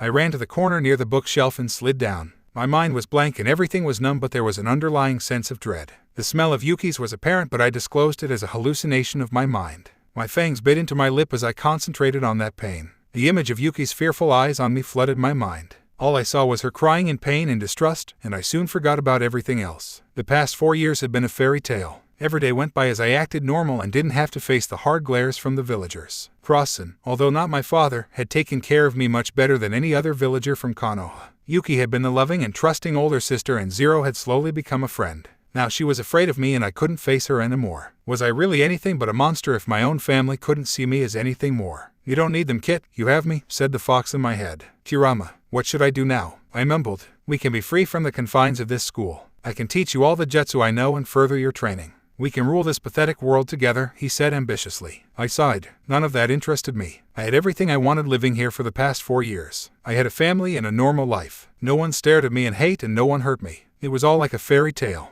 I should have known it would have come to an end, but I had always held on to my little fantasy world. I cursed my blissful ignorance, which was reaping the fruit of despair right now. My fox ears perked up as I heard the footsteps of someone come in. I backed up even further into the corner and looked up. It was the headmaster. What does Yuki think about it? I asked. She has a lot on her mind right now after both you and Zero decided to reveal yourselves on the same day. He sighed. Zero, so he bit her? I asked as the smell of the became more than just a hallucination. She doesn't hate you, Naru-chan, he said, kneeling in front of me. Don't lie. To know those eyes, I said, thinking back to the way she looked at me. Naru-chan, I don't know what you went through back then, but Yuki just needs time to think things through. She had just told me she wasn't afraid of Zero. Just talk to her and I'm sure she will accept you, he said, smiling. That's what they said as well, I said as my mind moved back to the dark days and I placed the barrier of distrust I had just lost. Naru-chan, am I afraid of you? I shook my head. His idiotic smile turned soft. And then he hugged me. I tensed for a second before dissolving into his embrace. I ignored the groans from Kurama and just forgot myself in the moment. After what felt like a blissful forever, the headmaster finally pulled away from me and sat next to me. He smiled and looked straight ahead and we sat in comfortable silence. Naru-chan, you know you can tell me anything. I'm sure talking about it will lighten your burden. I nodded. It was finally time I let go of my past and accepted a new future. This did not mean I was happy about bringing up some things that could resurface old traumas. It all started the day I was born. The nine-tailed fox spirit attacked the village because his previous jailer was giving birth to me. My father and mother sacrificed their lives to seal the fox inside of me and gave me to the previous village leader. I don't blame Sarutobi for not taking care of me in my earlier days. He had a whole village to repair after all, and a great shinobi war had just ended a few years before. Our village, although a great power, was now weakened. I was the last thing on his mind. I paused for a second as I finished the prequel to my sad story. I turned to Crossen as tears threatened to spill at what I was about to speak of. Although Sarutobi was busy, he still made an order that no one was to speak about the kyuubi inside of me or risk death. It was an S-class secret even kept from me. I grew up in foster homes, but I never stayed in one place for too long. No one wanted the demon brat after all. When I was turning 6, my foster parent at the time threw me out and didn't alert anybody about it. Tears spilled freely as I remembered the horrible night that was to come. The world around me transformed into that very night when I was but a scared child. It was so lonely. A warm embrace overcame me as I sobbed into Kyan's arms. My mind lost in the thought kept speaking of those days. It was so cold and I was hungry, but I hated being alone the most. I don't want to be alone anymore, I cried. How long were you out there for? The headmaster asked me in a whisper. A few weeks. They wouldn't stop looking at me. I choked as the images of their hateful eyes were on me. Who wouldn't? Everyone, they all hated me. I stopped speaking as I sobbed into his arms. He patted my head and let me cry on him for a while. It felt like a heavy weight was being lifted off my shoulders. His warm presence brought a sense of comfort I had never felt before, and I found myself acknowledging this man as my Aotasan, I sobbed. I felt his arms tighten around me as I said those words. Yes, the headmaster had become my father. No one, not even Sarutobi, held me this lovingly. I had never felt so safe in my life, and that's why I worried. I worried that it would be cruelly taken away like all those other times. You don't have to continue if you can't, he whispered softly. I pulled away and wiped my tears. I looked at the man who would soon know everything about me. I wouldn't have to hide any secrets from him ever again. No, I want to. After those few weeks, Sarutobi had found out my situation and taken me in himself. The council didn't like it, so he made a compromise. If I would train under him to be the perfect shinobi and move straight to ANBU ranks, then they would let him raise me. Danzo, a crazy power-hungry fool, wanted to utilize the kyuubi's chakra as a weapon, but he didn't understand that making me an emotionless soldier would be counterproductive. A kitsune's power runs on emotions, and without emotions I was useless to him, so he decided to get rid of me. Only he couldn't because Sarutobi was stopping him, my new father said, connecting the dots. So he got one of his rude ANBU members to assassinate him, and he let the village finish his plan for him. They blamed the assassination on me, and I was beaten and taken to the public execution. It was an illegal execution, but there was currently no leader to say no to it. That's when I went into my mindscape and met the kyuubi who offered me a way out. Things went wrong and we ended up here, I said, finishing the story. XXX. I had put Naruto into bed and I couldn't help but be appalled at her life before coming here. It was no wonder she was afraid of how Yuki would look at her. Her story had seemed so far-fetched. A shinobi nation where people utilized chakra was something that could only come out of a fairy tale, right? Despite the hilarity of the story, I hadn't found myself questioning her sanity, but instead I had found myself believing her. When I had first met Naruto, the thought that she might have been a vampire who was against my ideals had crossed my mind many times. She wasn't a vampire, however, and I started to wonder if she was someone's sick experiment. Then as time passed by, I didn't see any mentions of anyone who could have possibly sent her here for a purpose. I came to see her as but a girl who desperately wanted a family. Right now I knew how right and wrong I was. She wasn't misguided in her memories, nor were they fabricated. What she had told me was the truth and only the truth. She had stopped hugging me as she wiped the tears away and smiled softly. Adas, and I wanted you to know that I thought I would never call anyone that, she said softly. Didn't you call Sarutobi that? I asked. He didn't like me enough to let me call him that. To him he saw me as a granddaughter and nothing else. Yao, you're different. Thank you for taking me in and giving me the family I had dreamed of. I looked at my cute baby and hugged her as I cried crocodile tears. Oh, my cute daughter, you don't know all the sleepless nights I wished to hear those words coming out of your mouth. Okay, old man, but don't go getting your panties in a knot. Just because we shared a touching and admittedly embarrassing moment doesn't mean I'll suddenly let you crush me to death with those hugs, she growled coldly. Oh, you're becoming more and more like Zero every day, I whined. Onto the subject of Zero, why are you letting him walk around like this? She asked. I want you to know that I believe in Zero more than everyone else, but he seems to believe in himself even more. He has taken it upon himself to be subjected to the life of constant pills. You don't know the amount of times I've even offered him my, I sighed. Yua, who would anyone want, old man? Naruto said so coldly. I cried crocodile tears as my daughter poked at me. Thankfully she hushed me in annoyance so that I wouldn't keep crying. I was just joking, old man. Yours doesn't smell that bad, but Yuki's is much more tempting. You know you shouldn't let her jump around near vampires with the way she smells. Naruto scolded. You already know why I make her do the prefect work, I said cheerfully. Her little crush on Kaname is disturbing as well. I don't trust that vampire. It's almost like he's a creepy stalker of some sort who has a vendetta against anyone close to her. You should see the way he acts to Zero and me, she growled. I knew full well how deep Kanem loved Yuki. I knew how much his little sister meant to him and how much it hurt him to see her running around without a clue in the world. However, I also knew how much it hurt Naruchin to see her run around that vampire as well. To her, family was everything, and although Zero was a small part of it, she predominantly worried for Yuki and me. How about I go make you some hot chocolate? I asked. Do you need to ask? She said, smiling. Ever since the day she had bit her hand and confessed to me, it had been a thing where I would give her hot chocolate after seeing her sit in that corner. Most of the time she wouldn't reveal anything, but for once in her life she had finally revealed something important to me, and I felt so joyed to hear it from her lips. Tonight, however, I would have to have another talk with Kanem. XXX.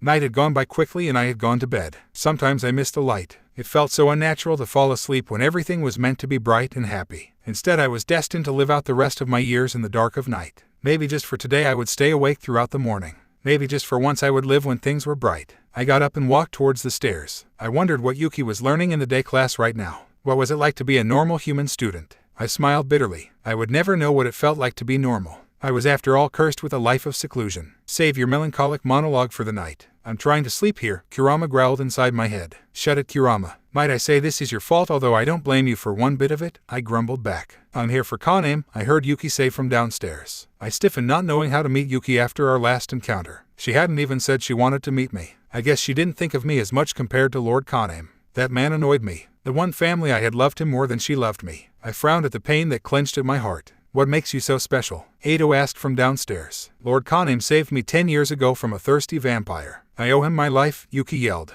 Then whose bite marks are those? Ado asked in a smug voice. My breath caught in my throat as I smelled the small amount of coming from Yuki's neck. It drove me insane. She had to have the sweetest I had ever smelt. I could practically hear Kurama screaming for it inside my head. So then if Lord Kanem is your savior, the only way for you to show your gratitude is to let Lord Kanem drink every last drop of your... I heard Ado say, much to my annoyance. That was the last straw. No one threatened Yuki, but I had to force myself to calm down. I was shaking in anger towards Ado, but I knew I couldn't present myself to Yuki like I was right now. She would see my true self again and she would be afraid. Suddenly time passed and I felt the effects of Ado's ice wear as I felt Kanem's presence enter the room. That's enough, Yuki, he said softly. Lord Kanem, Ado said as fear laced his voice like a kid caught eating a cookie. Did someone ask you to do this? Kanem asked after slapping Ado, no doubt. No, I'm sorry. I was out of line. Will you forgive me, Lord Kanem? Ado asked in a rush. Leave, was all Kanem said as Ado complied. I heard Ado's footsteps coming up the stairs as he paused to see me. I looked at him with my glowing red eyes of anger, but I soon diverted it to the conversation between Kanem and Yuki. Ado had left, but I didn't care about him.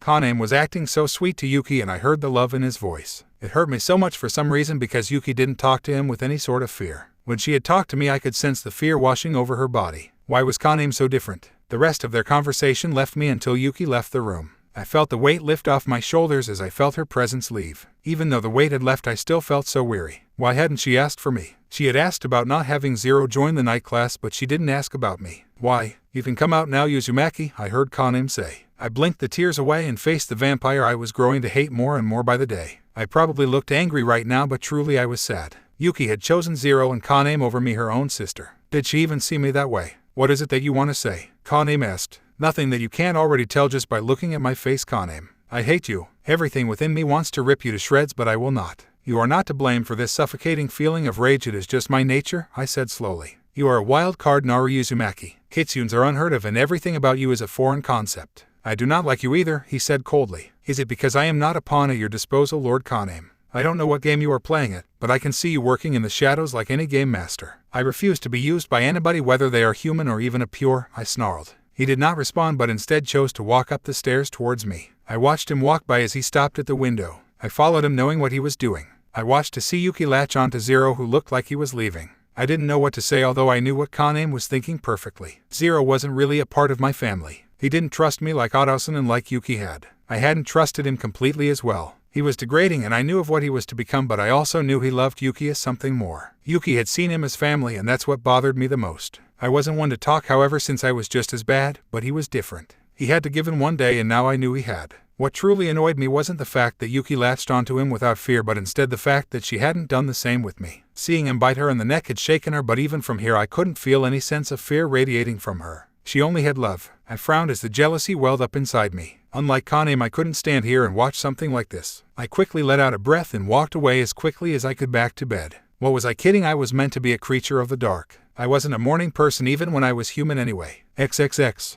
The next morning. Wake up, Naruto, and don't you want to talk to your beloved father? I heard the headmaster yell as he opened the blinds to my dorm room. I groaned and pulled the sheets over my head. I didn't want to talk to somebody so damn into the morning. It was too bright. Go away, I want to sleep, I groaned as I sat up annoyed. Oh, but I want you to do an errand for me, he said smiling. But I don't. I just want to sleep blissfully unaware that you are in fact the person I acknowledged as my father. I'm starting to question my decision, I grumbled, obviously in a bad mood. That's the problem, Naru. You have been putting it off, haven't you? He asked me as his cheery, annoying demeanor turned serious. I stiffened, understanding what he was implying. I looked away, not wanting to talk about it. Didn't the man understand when he was meddling too much? This is an order, he said, making me look at him in shock. He knew how much it reminded me of my previous shinobi training. It made me feel like some sort of weapon. He had never before ordered me to do something, so it must be serious. I knew I would get nowhere by not listening to him, so I got up begrudgingly and bit down my anger at his cheery behavior so late in the morning.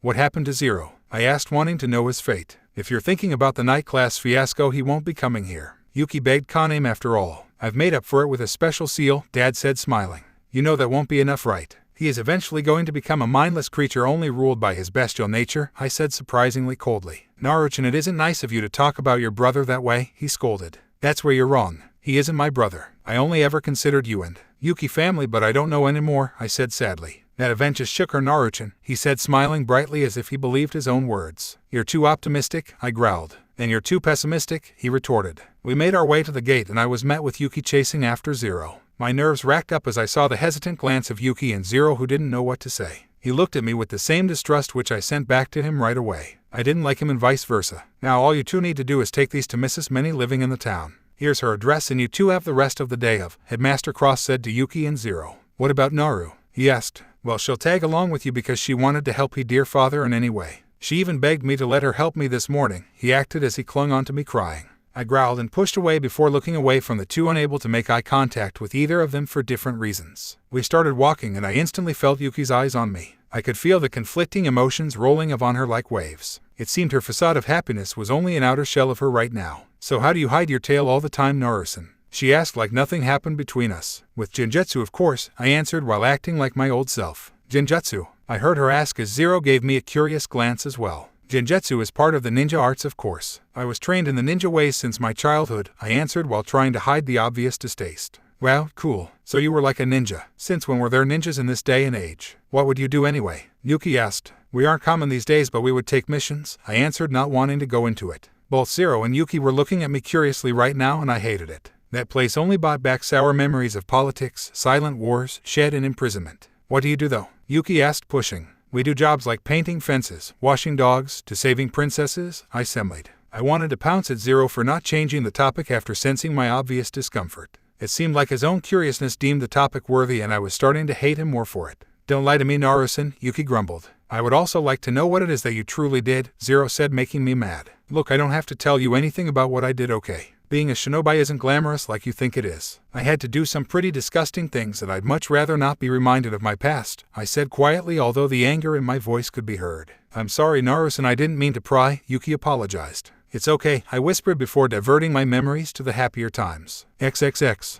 I tried to put on a cheery face and make the mood less awkward. I didn't know what to think of Naruto anymore. She had been like a best friend until I saw her that day as she killed the level E vampire. Everything I had known about her was wrong and I didn't know what to make of it. I knew all vampires weren't bad and that's why I could trust Zero, but a kitsune was something I had never heard of. I didn't know what to make of her, but she had scared me. Her eyes looked scarier and her expression had been almost demonic. I didn't know what to say to her. I had probably hurt her by the way I acted and I was meaning to apologize, but she didn't even look hurt by me when she talked. Had she not thought of me since then? I saw a clothing store and smiled. I wanted to run over to it and check out some clothes. Over here, I yelled out, dragging the free hand of Naru. We talked about clothing for a while before I smiled a genuine smile. This was like the way it was before. Zero, Naru and me just out in the world being ourselves. I wish we could have stayed the same, but I knew I would never be able to get that back. Quickly, I diverted my attention to the cafe I had come to just the day before. Something sweet would definitely liven up the day. We went into Unikarosa and sat down. I felt Naruto's arms brush across mine and I felt goosebumps run up my spine. Quickly, I diverted my attention to the ice cream in front of me. I'm digging, and I exclaimed as I started eating the ice cream. I wanted noodle soup, Zero said, making me freeze for not thinking about him. I wanted ramen, Naruto quickly added after him. Yeah, but the sundaes here are really good. Sayori came with me here the other day and hey Zero, did you know that teacher? I asked, finally finding the courage to bring it up. He looked away suddenly and I hoped I hadn't overstepped my boundaries again like I had with Naruto. Never mind, you don't have to answer that. It's just that he comes across as kind of scary, I said truthfully. He's not actually. Once you get to know him, he Zero said before a waitress came to our table. Excuse me, are you from the night class? You are, aren't you? You don't look like everybody else does, she said before I tried to talk to her only to be ignored. All the night class students aren't like everybody else. I know a guy called Ado from the night class and he likes sweets and he comes in here sometimes, she kept going. Zero stood up and he didn't look impressed. I'm leaving, he said, picking up his stuff and going out. I turned to see Naruto's very repressed anger towards the waitress. Why was she so angry all the time? She stood up and sent a glare towards the waitress, making the girl squeal in fear before leaving. Come on, I've paid already, so let's go, she said before grabbing my arms and letting me up. We walked outside together and I wondered how to comfort Zero. Suddenly I realized he wasn't there. Where did he go? I asked as I looked at the dropped baggage. TCH, don't make a man do a woman's job, Naruto said, not looking concerned for Zero as she picked up the heavy load with ease. We have to find Zero, I said before running. XXX.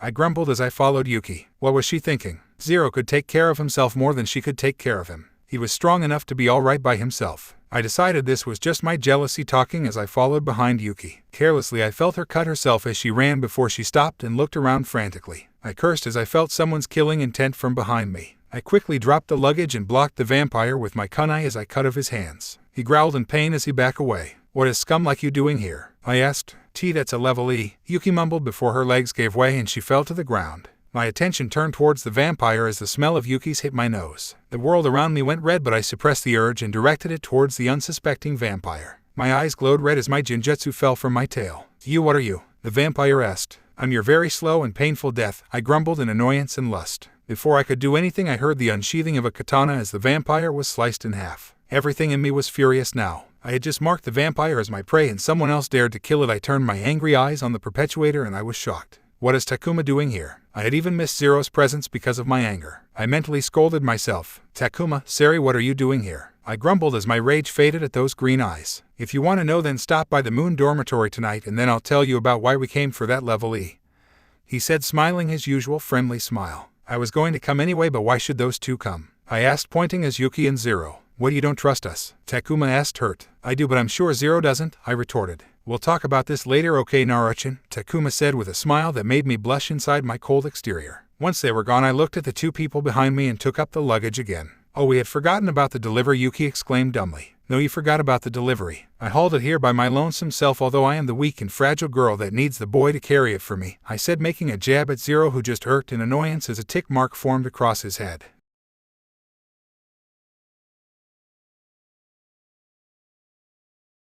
I looked at the orange-wrapped present in my hand. Inside it held something I didn't know whether it was corny or not. I had engraved his name into the first kunai I had ever bought. I really didn't know what else to give him. I had never given anybody a present before. I usually made them a cake or something, but Takuma was different. I wanted to get him something special. I walked up to the only person here who looked happy in any way. Most of the vampires always put on a gloomy face and kept their joy to a low minimum of zero. Takuma had always been different. He had always been so human. He wasn't afraid to express himself, and that's why I loved him so much. I walked up to him and couldn't help but blush a little as I abruptly put out the present in front of him. Did I just receive a present from the notorious Naruto? He asked. Notorious, I grumbled at him as I blushed at his teasing. Did I say that I meant the beautiful Naruto? He said with honesty that made me blush even harder. Just know I don't do teeth eyes for everybody, I mumbled before I crossed my arms. Why aren't you wearing a dress? I've always wanted to see you wear something girly other than the uniform, which is mandatory, he asked. I looked at my attire and cringed. It wasn't something any girl would wear to a birthday party, except for me, of course. I was currently wearing a deep red, almost black tank top with the Uzumaki symbol on it, cargo pants which ended in shinobi bandages, as well as shinobi sandals. Overall, I looked like the ultimate tomboy. If it wasn't for my S and my long blonde hair, I would probably look like a Bishonen boy. Still, I'd much rather this than a dress any day. The only day I'm thinking of wearing a dress is on my wedding day, I answered.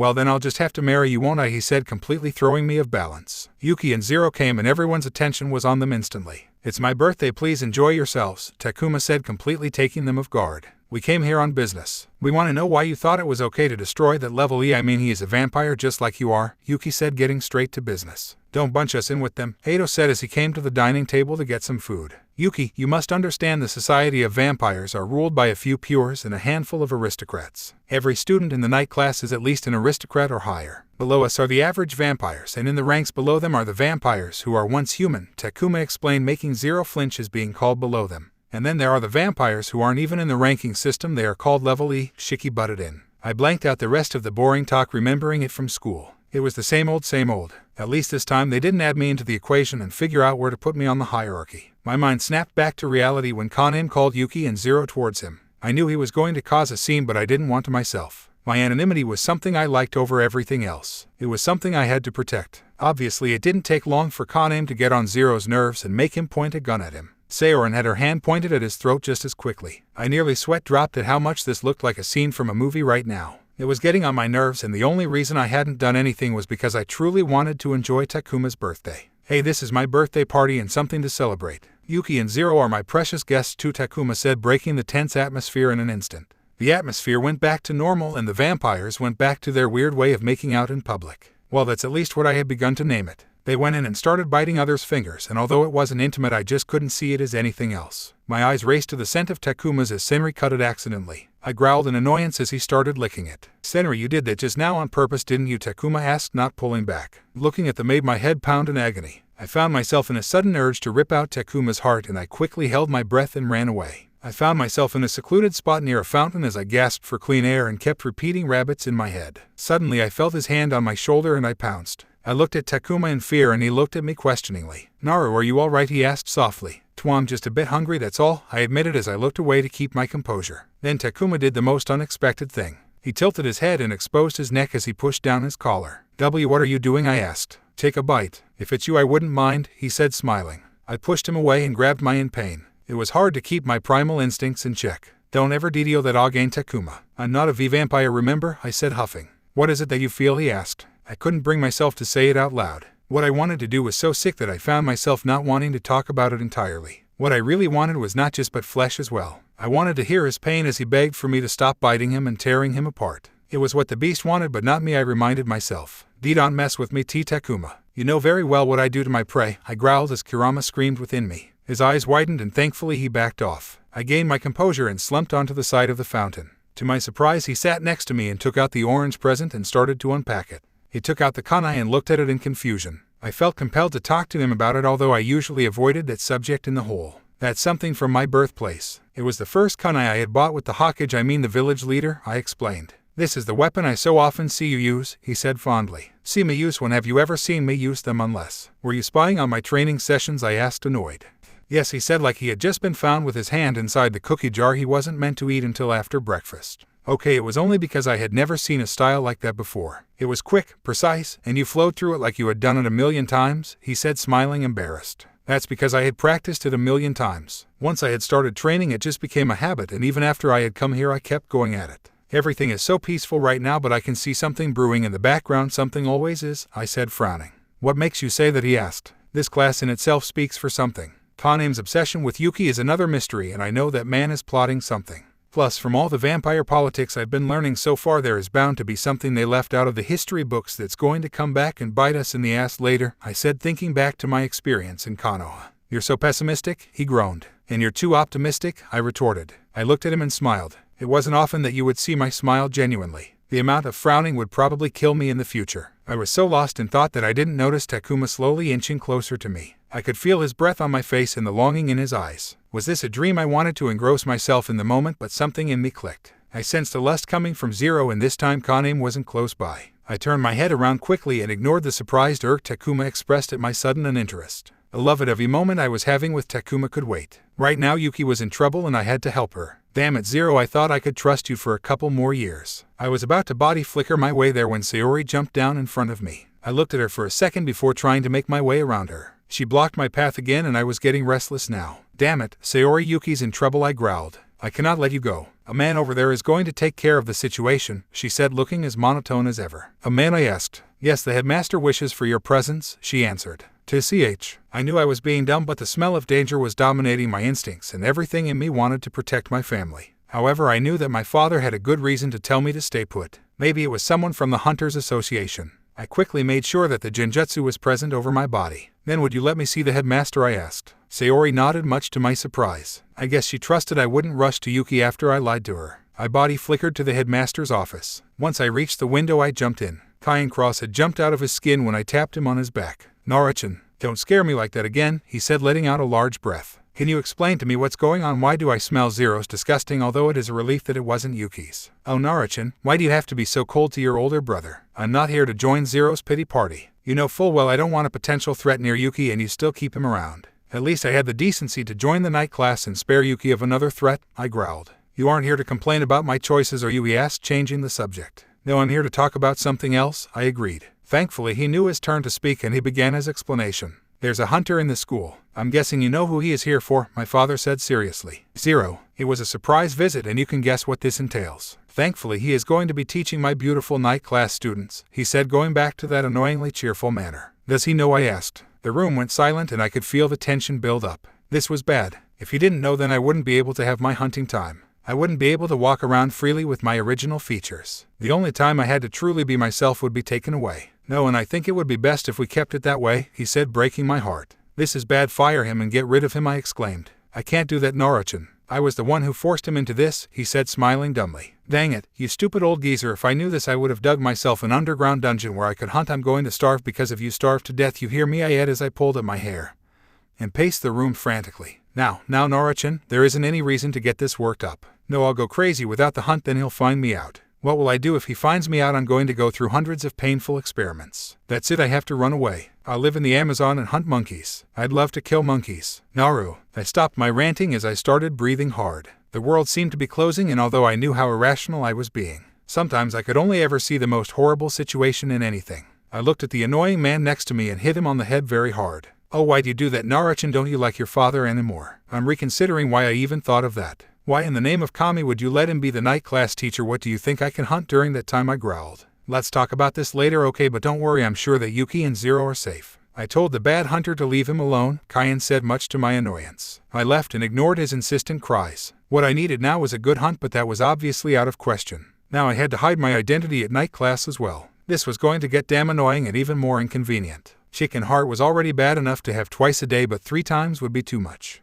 The next day went by quickly, and I had made it a point to warn all the night class students to not even let a mention of my true identity to be compromised. The last thing I wanted was for the Hunter Association to add another creature in the list of their hunting agenda. This whole time I was sticking close to Takuma, almost hugging him to death. Somehow I felt like I would be losing the whole world if I let go. You know, Naruchan, you are really clingy today, he stated. Yeah, I know. I just don't like today. I hate hiding who I am, and I'm damn pissed with Kyan, I grumbled. How is that related to the constant hugging? I'm hugging you because you are very huggable and somehow it calms me, okay? I growled before turning away and blushing. I never said I didn't like it, he added, making my heart flutter in joy. Your constant flirting is disgusting, Edo growled. So is your face, but I'm not complaining. Deal with it, I retorted smugly, making him stand up, ticked. Hey, now we are trying to maintain the headmaster's pacifist ideals, remember? Shiki said monotonously. Edo huffed, and I just kept hugging Takuma's arm. What did he care anyway? There were no dramas between Takuma and me, unlike there are with other people. He was the one person I didn't have to hide anything from and the one person I could freely speak with. This was probably what people called love, but for me it was a sense of comfort I couldn't find anywhere else. The contact just felt normal, and normal was something I hardly felt. The door opened to reveal the new teacher, and I tensed a bit. Apparently the whole class was just as tense and angry, so I wasn't left out.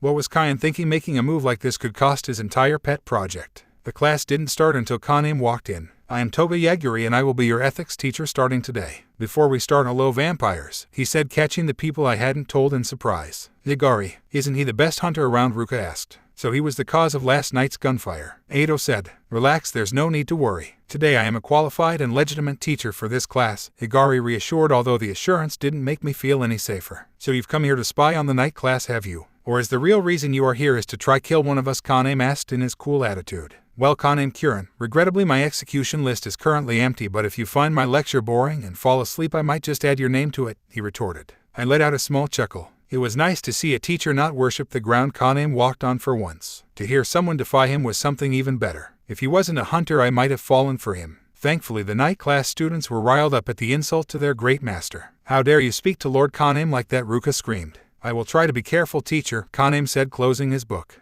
My attention had turned to the door. Why was Yuki standing around outside? Why wasn't she leaving? I guess I could think about that after class ended, right?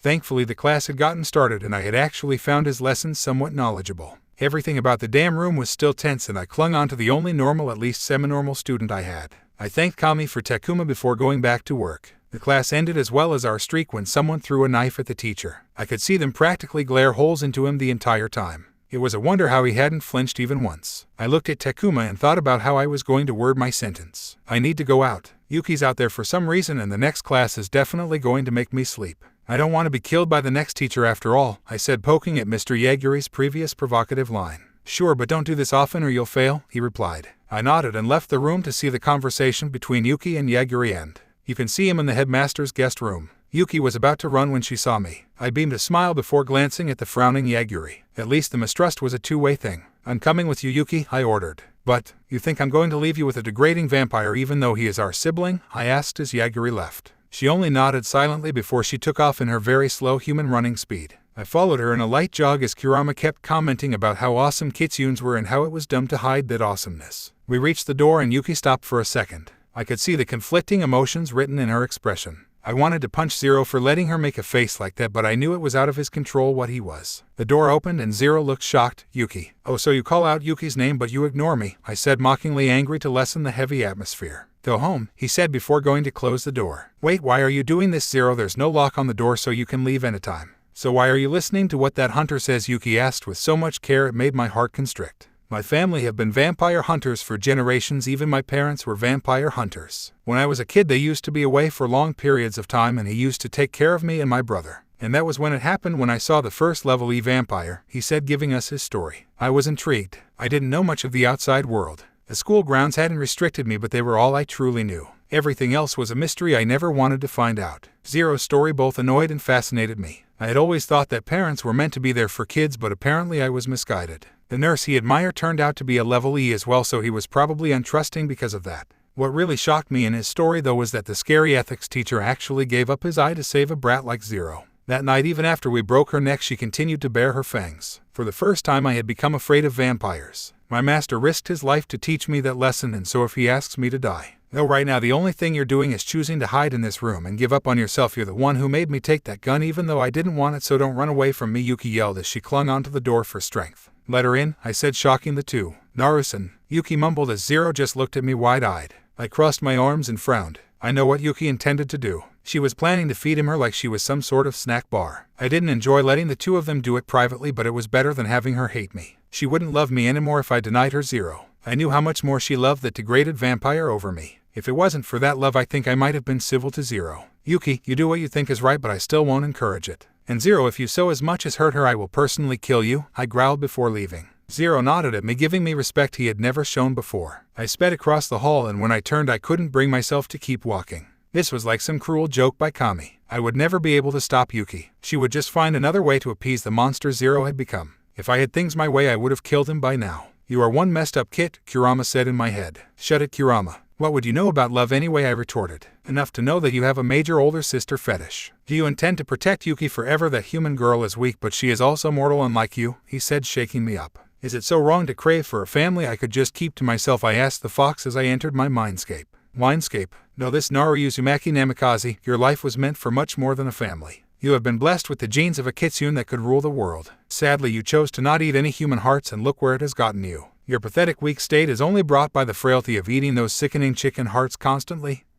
He lectured. Why do you keep asking me to eat humans, Kurama? They aren't just food that I have to eat. They are living and breathing human beings, I said, annoyed. I've about had it with trying to explain this to you, Kit. Yes, you are family now, but you are also still younger and under me. Once you taste a human heart, I am sure you'll understand what I am talking about. You will wonder why you never listened to me so far, he grumbled. I had just about had enough. Talking about eating human hearts was disgusting. Kurama had nothing but the best interests, but I knew his morals were misplaced. The idea of hunting was enticing, but the thought of living the rest of my life knowing I had killed someone was not something I wanted on my conscience. The next day, Kanem, make sure you get some rest, sleep well, Takuma said, knocking at the door before he turned around to see everyone. I yawned and wiped my eyes. Why was I standing around for Kanem of all people? Oh right, it was because Takuma is worried. It seems like dorm president Kuren is locking himself in his room, Rima deducted. Alright, so what have you done this time? Hanabusa Akatsuki asked, immediately assuming it was the loud blonde's fault. I didn't do it. Besides, if I did it he would punish me in front of everyone, he said, changing from angry to a kicked puppy in an instant. That's true, Akatsuki agreed before he noticed the concerned Ruka. I'm sure he just has a few things on his mind, Takuma said kindly as he reassured Ruka. That's enough worshipping, guys. Let's go to bed, I said, yawning and walking away. Before anyone could yell at me we turned to see a pile of books that nearly touched the ceiling.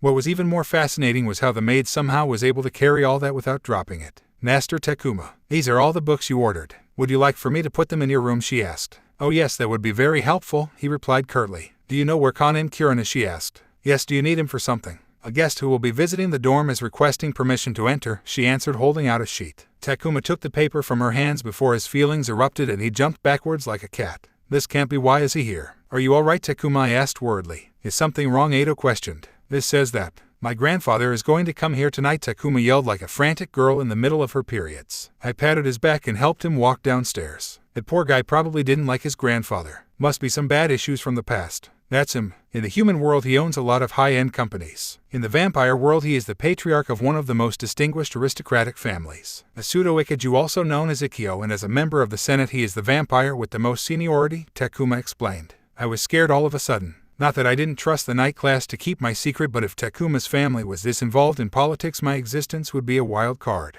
It was already hard enough to keep my kitsune form hidden in night class, but also during other times would be annoying. I still don't get it. Why is he coming here? Akatsuki asked. I don't know, Takuma answered. We have nothing to fear. They are the highest governing body in our society and our respect, but in the end they are not the ones who rule us, Ruka explained. I know that's true, but still I just still don't want him to come here and destroy the relative peace this dorm has established. I second on that. It's bad enough to have to keep my identity secret in class, but also in the dorms this is getting crazy. If I'm driven mad to the point where I look like a level E, then it's your granddad's fault, I grumbled tiredly. I wore some decent-looking clothes. Although I refused to wear dresses, I understood how much Takuma expected me to look like. I had to fit in for the night, and that meant keeping a head distance away from the geezer senator. My family name was nowhere in the vampire culture, and for all they knew I was a no-name vampire from one of the lower aristocrats. So I stayed in the corner and blended in. The smell of vampires were always so intense here that I had forgotten about it entirely. Kurama's constant desires inside my head had intensified, and somehow I began to feel it again. My thoughts were cut off when the door opened, revealing Takuma's grandfather. The man had no doubt lived half the lifespan of Kyubai's, which was impressive in itself. He had the same blonde hair but blue eyes instead of green. Something was off about him like the other vampires. He wasn't anything like Takuma. I appreciate this warm welcome, but the only reason I came to pay a visit is for my dear grandson. No need to stand on formalities, he said, making his grand entrance. Hello, Ikkyo. I am glad to see you are well, Kanem greeted as the older man looked at him weirdly. The last time I saw you, you had refused me to be your legal guardian, Ikkyo said, catching me off guard by his bluntness. Yes, I just didn't want to be coddled, Kanem said, making up an obvious excuse. Kanem, it isn't the time for this, Takuma whispered into Kanem's ears. He frowned before he spoke. Purists are different from us aristocrats. Even if you are covered in nothing can defile you. You're a flower that smells lusciously sweet for all of eternity, he said by taking Kanem's hand and shocking everybody. I pray that someday I will receive the benefits of your unrivaled. Ruka and Edo got in the middle before any more were said. I was standing amused at the interaction. The amount of people that worshipped Kanem like a god was just hilarious. The man may have been a pure, but he wasn't some sort of god, and I would never understand. You jest too much, sir, Edo said, looking as threatening as he could be. The daughter of Son and the son of Edo, the older man said somewhat creepily. You say that knowing that asking a pure for his is the greatest taboo of vampires. I am not afraid of you, Edo yelled as he bore his fangs before he was slapped by Kanem. Yet again, I had begun to lose count of how many times Edo had been punished by Lord Kanem. Sometimes I wondered if he was a masochistic pervert or something. Did he enjoy Kanem slapping him and humiliating him in front of everybody? I'm sorry I haven't taught him enough manners yet, Kanem said annoyingly. It's because you are pure Kanem that I am able to put my concerns at ease and let my grandson attend this academy, my lord, he said as he bowed and ate his hand. I watched in fascination. All the formalities of this world were something unknown in mine. Konoha's cages had always been people persons. They knew the villagers, and although they were highly respected, there was something casual about the way we acted towards them. I had to remind myself that these were politicians and businessmen like Danzo and not soldiers and leaders like Sarutobi. Takuma, it seems that Lord Kanem has a great deal of trust in you. You keep serving him as well as you have been and keep an eye on him as well, for those are the only reasons I am allowing you to stay here, I said to my grandson. Grandfather, I am afraid you do not understand. You see, I will only do what is best for my friend, Takuma replied, much to my concern. It is you who does not understand. Make no mistake, friendship based one a fictitious piece of the small world of this academy, I said before being interrupted. Cross Academy is peaceful, so the headmaster said he would like for you to donate a lot to the academy this time around. You are actually Takuma's grandfather, aren't you? We're here to escort you, the joyful girl exclaimed. Follow us, we'll take you to the headmaster's office, a white-haired kid said. Very well, I replied before I heard Kane's voice. Ikkyo, thanks for coming, I look forward to seeing you in the future again. Me as well. Good night, I said before following the student. I was walking to my home. Yuki, Zero, and Dad were probably going to eat breakfast, dinner for them. I wondered what the headmaster was going to make today. He always made something delicious, although I would end up eating the raw meat in the fridge. Sweets were still something I loved to eat, however, and I found myself getting addicted to chocolate. I hummed a tune as I walked into the place that held so much beautiful memories, and I walked to the kitchen. I smelt the aroma of the food being cooked and found myself wishing that I could still taste it. Everything I once loved like ramen tasted like cardboard now that I was a kitsune. Sugar seemed to be the only thing that held some taste. Hello, my beautiful daughter, he yelled as he hugged me. Hello, I replied as I dodged him only to let him run into the wall. You're so mean, he cried. I took out the genjutsu and sighed in relief. It annoyed me so much to keep hiding who I truly was. I was a kitsune, and sometimes I wish I went to a world where that was normal. Suddenly I saw Yuki walking in. I smiled at her before I grunted at Zero, who followed along. What's for breakfast? I mean dinner, I asked as I looked into the fridge. Why do you ask if you're just going to eat a raw slab of beef or chicken heart? Zero asked coldly. Because unlike certain people on this table, I long to be able to taste ramen just one more time. Everything but raw meat tastes like cardboard mixed with sludge, I grumbled before I found my beef. Why do my youngest daughter and my oldest son have to be so mean to each other? My father figure cried. I don't remember making you my father, Zero growled. And I don't remember him being my brother, I said, glaring at the white-haired boy. I could practically see the electricity between us until Yuki came in the middle and frowned. She pinched both of our cheeks really hard. Ida, stop it, Yuki-chan, I said. It's Yuki-san to you since I'm older, she scolded. For once I'm agreeing with Naru. Let go of my cheeks, it hurts, Zero growled. If you promise to make up. We're sorry, both Zero and I apologized at once before we sat at the table. I sat at the table as my ears went down and I rubbed my painful cheeks. I had whiskers there for Kami's sake. It was a damn sensitive part of my body, and that's why Sarutobi always used to punish me by slapping them. Thankfully no one here knew about it, and I intended to keep it that way. My Yuki-chan is really good at keeping her siblings in their places, the headmaster yelled as he squished Yuki in his hug. Despite the pain in my cheeks, I found myself smiling softly at the scene in front of me. Zero was trying to pry Yuki from the older man and they were fighting.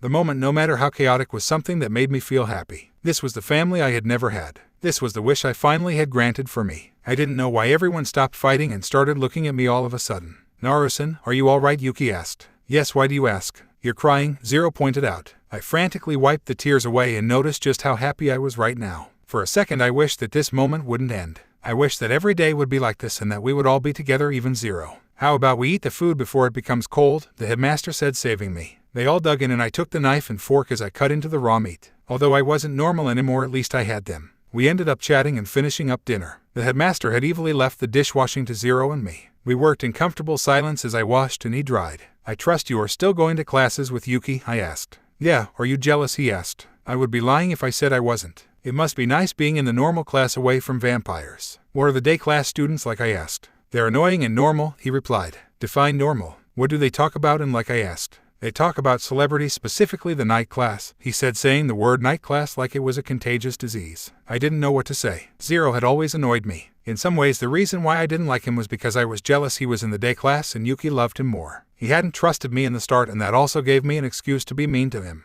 Despite all of this, I was only starting to reconsider my attitude towards him. He didn't have long left after all, and it was only right that I would be civil to him. I'm sorry, I apologized as he looked at me shocked. Sorry for what? He asked. For hating you, for thinking badly of you although you had no control of your situation. I used to think you were a hypocrite because you were a vampire who hated other vampires. I guess I just realized I was the hypocrite. I used to hate everyone for blaming me for something I had no control over, and here I am blaming you for something you had no control over. I blamed hating you on my nature, and I kept using excuses to turn away from my ignorance, and for that I am sorry. I apologized. You're forgiven. I hope we can start over, he said, holding out his hands. I took it and shook. A small smile graced my lips, and I decided that this time around I would keep my negative thoughts out. That didn't change the fact that I was still wary of his bestial impulses. Those impulses were what brought us closer to animals and what made me wonder why vampires thought so highly of themselves, for humans were more in control of their actions than vampires, and somehow the beasts got themselves thinking higher than the other. Once we were done, I walked to the dorm. Sleeping at night was a crime when I could be out hunting.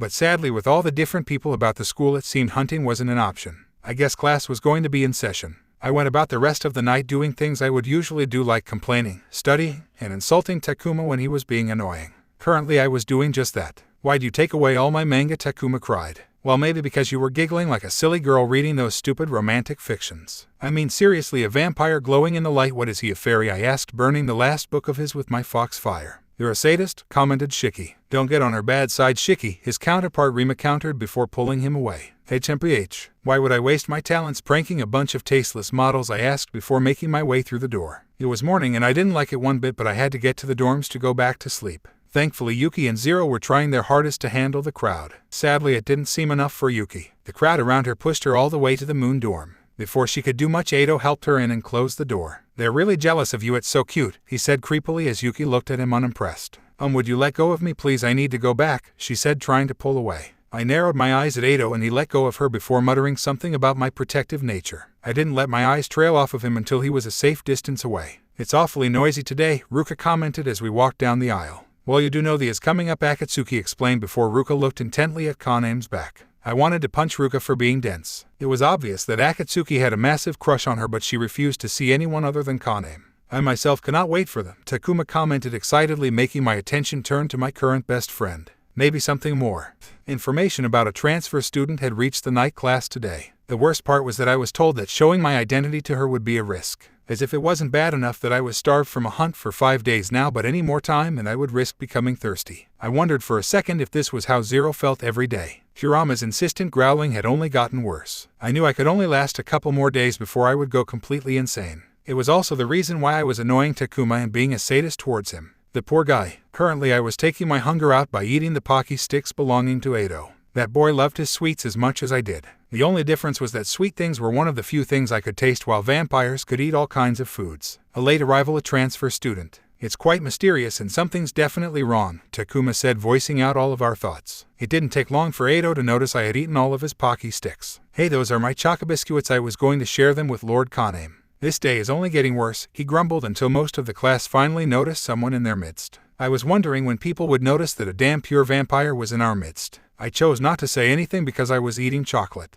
This class looks like fun. Say, shouldn't this class have started already? The white-haired pure asked. Who the hell are you? Ado asked slowly. The hell, she said before leaping 3 tables gracefully. Excuse me, boy, do you think you can talk that way to me? She asked as her power leaked out of her. Everyone in the room was tense, but I was just watching on curiously. A girl know a vampire who exuded this much confidence and power was someone I didn't want to mess with. I sighed in annoyance as Kane finally deemed it worthy to look at the newcomer instead of his book. Shouldn't the new student introduce herself? Maria Kurenai. If I upset you, I'm sorry. Please forgive me, Lord Kane, she said, jumping to his table just as gracefully as before when she suddenly did something unexpected. I'm so happy I got to meet a pure. I'm so happy, she said, rubbing her cheeks on his hand and shocking everyone. I couldn't help but chuckle at the scene. She obviously didn't consider him a threat if she was touching him so casually. Despite my warning bells going off at her, I couldn't help but like the way she acted a little bit. I'm sorry, it seems I have made everyone a little bit uncomfortable. Perhaps it would be best if I came back another time, she said before leaving. What's wrong with her? Ruka asked threateningly. Just leave it, Ruka, or you'll get wrinkles from frowning, Akatsuki sighed. Hey, mind your own business, Ruka yelled before our attention went on to a very disturbed Ado leaving the room.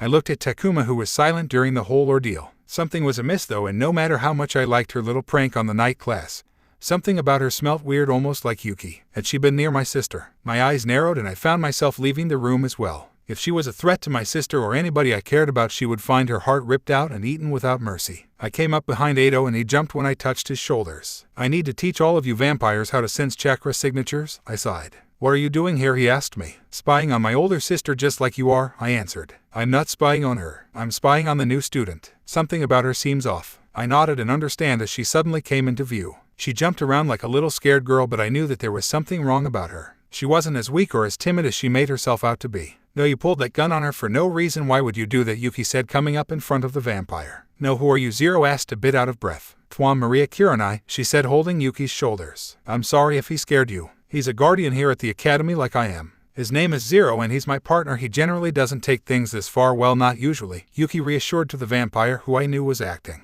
Yes, but I shouldn't be wandering around the grounds so late at night. I apologize, she lied before going to Yuki. Thank you for protecting me so much, Yuki. You're nice. I like girls like you. You see, good girls like you taste especially delicious, Yuki. My frown deepened as my enhanced senses picked up those words. What was she, some sort of lesbian creep? Maybe not that lesbians were creeps, but she sure was. I frowned at her words and decided that I would have to do some research on that snow-haired girl. Oh no, this is worse than Valentine's Day, Takuma said, looking down at the excited females from the window. HM, what's this? Will you please ask me to be your dance partner? Rima read out as she took the paper from Shiki's pocket. I'll pass, you can have it, Rima, he said before Maria took it from his hands. I heard that you are a model, Senri. You're quite popular, she said, giggling. Hey, Rima said, annoyed, before Maria ran out of class. Suddenly the door opened and I saw Toga walk in. I was getting pissed. I hated morning classes. This was the last lesson and all I wanted was to go to sleep in the dark or maybe hunt. I was starved beyond belief and it was a wonder how my stomach hadn't rumbled in class yet. Why aren't you all in your seats? Class has already begun, he said in his usual harsh way. I noticed the way he paused as he looked at Maria. There was something definitely wrong about her if even Zero was making it a point to keep staring at her wearily. I frowned. All these questions were making me hungry and I so desperately wanted something to hunt. Naru, are you all right? Takuma asked as his gentle touch took me out of my hungered state. I'm fine, there's nothing wrong with me, I reassured. Are you sure? Lately you've been looking paler and paler, he whispered. Takuma, Naru, this isn't a social class. This is ethics, and if you continue your chatter I will make sure to put a bullet through you, Toga Yaguri growled. Kurama was shouting from within my head to rip the man's heart out. I was tempted, but I decided to let out a few breaths and keep the straightest face I could hold on to. Sorry, Sensei, I'll keep it in mind, I replied. He narrowed his eyes before he continued his lecture. My thoughts weren't on the content of the chapter I was learning. In fact, my mind was far away from most of the things I would usually think of. To me right now everyone was prey. Whether they be the pures, aristocrats, humans, or even a damn level E, I just wanted to rip something into shreds and feel the still pumping heart in my hands. The constant ticking of the clock drove me mad. I wanted to bite into something and before I knew it the victim was my lips. I drew some, but thankfully the clock struck and the teacher walked out. I knew I wasn't being conspicuous, but I was going crazy right now. I quickly got up and ran out of the room. I used the body flicker as I made my way to my room. Quickly I shut the door and crawled to the corner between the window and the bookshelf. Something about having a closed room behind me made me feel safer. Right now that small reassurance was the only thing that kept me from pouncing. Let it go, Kit. Eat someone. I'm sure you won't regret it, Kurama said seductively. Go away, I don't want to, I yelled as I clutched my head in pain. I felt like there was a glaring abyss in me which could only be filled by my vile desires. I wanted the hunt, but there was none. The enticing feeling of the hunt was everything I wanted, right, and it took all my will not to suck. Naru, what was he doing here? I looked up at the familiar vampire in vile desire. What would it feel like to tear through the flesh of the person you loved the most? His heart so close to me to the point where it was in my hands. The constant beating slowly fading as I consumed his living source. They'll go away, Takuma, go away too, don't want you to see my like this, I screamed as I chucked a book at him which he simply caught. Much to my horror he came down beside me and pulled back the hair from the nape of his neck. Tears streamed through my face as I looked into his green eyes. The reflection it showed of me was contrasting to his beautiful, calm features. Have you ever tried sucking? You want the heart, right? Is very similar to the heart, so I'm sure it will satisfy you even if a little bit, he whispered. I didn't reply as I looked at his flesh in fear of going too far. I shivered as I held him tight, but instead of feeling that depraved hunger I felt a sense of desired peace. I bared my fangs and bit into his neck. Somehow I didn't feel the need to suck. Sucking was a vampire thing. Now what I needed was just the flesh, and he couldn't provide that. I quickly pulled away and found a willpower I had never known before. It was like my body refused to harm him. The Cubai is telling me to eat you, but I can't. If I do, I won't be able to live with myself. I love you, I whispered before I left the room in swirling leaves. I ran as fast as I had ever run in my entire life. My whole body ached in a pain that would never be satisfied unless I hunted. I burst into the headmaster's office and fell to the ground panting. It was degrading to be seen like this in front of the man I looked up to. Naruchan, are you all right? Two need to hunt right now, I answered quickly as I gripped my. It's morning. I'll set it up right away, he said to my relief. I walked into a small room and noticed a few rabbits tied up. I nearly blanched as I imagined them unable to even run away from the cruelty that was going to befall them. It wasn't something I wanted to imagine, but the memories always came back. That is why I knew I could never do that to a human. The day would always come back to haunt me. A couple of days later, the transfer student was a handful for Takuma. Kanem was being annoying and not doing anything about it either. So because of the incapability of the night class, I decided to help Takuma out myself. It was also a bonus because we never really grounded our relationship. I couldn't blame him, considering it would complicate his situation with Ishio if I were found out. To the vampire world I was a lower aristocrat, and that meant a relationship with someone as prestigious as him would be disastrous. Right now that stupid transfer student had run off to look around the day class in the damn morning as if she didn't know I was sleepy enough, and now I had to drag my tired ass around the school. She was really making Kurama and me very angry. If anything, I wouldn't have felt bad if I ripped out her heart. You can't go that way, the day class is still in session. Oh no, this could get very dangerous, Maria Takuma warned, as he looked at all the fanboys and girls looking our way. Don't worry, I just want to look at the cafe terrace. This will be fun, she said in her annoyingly squeamish voice. Listen to us for a second, will you, transfer student? I didn't drag my sleepy ass here to deal with your childish annoyance, I growled. Before I could say anything, both Takuma and I turned around in fear. It was our worst nightmares come true. I still needed to catch that stupid little brat, and looking at what's behind us only made me want to tear her apart even more. They were fangirls, boys. I managed to jump on the heads of anybody who tried to grab me, but sadly Takuma wasn't as agile. I chased after Maria in annoyance. I was going to skin that brat alive. I jumped and swung just as swiftly as she had. That brat, no matter if she was pure or not, wouldn't annoy me like that and get away with it. Much to my surprise, she stopped moving when we were further away from everyone. Damn it, you little brat, why did you go off and do something that stupid? I asked, ticked. Little brat, I would watch my tongue Naru cross. Or is that Naru Uzumaki Namikaze? She asked, shocking me. So you know my name, little brat. Should that scare me or something? I taunted, not in the mood to face her shit. Such language. What exactly are you? You have a lot of confidence from someone who comes from a low aristocrat family, and the way everyone looked at you during that class with the hunter, she said, giggling. It isn't something I give away to just anyone, and not something I give away to someone I don't have 1 ounce of trust for. I see the way you look at Yuki. Keep away from her or I might just kill you, I said in a low voice. Oh, scary, she mocked before leaving.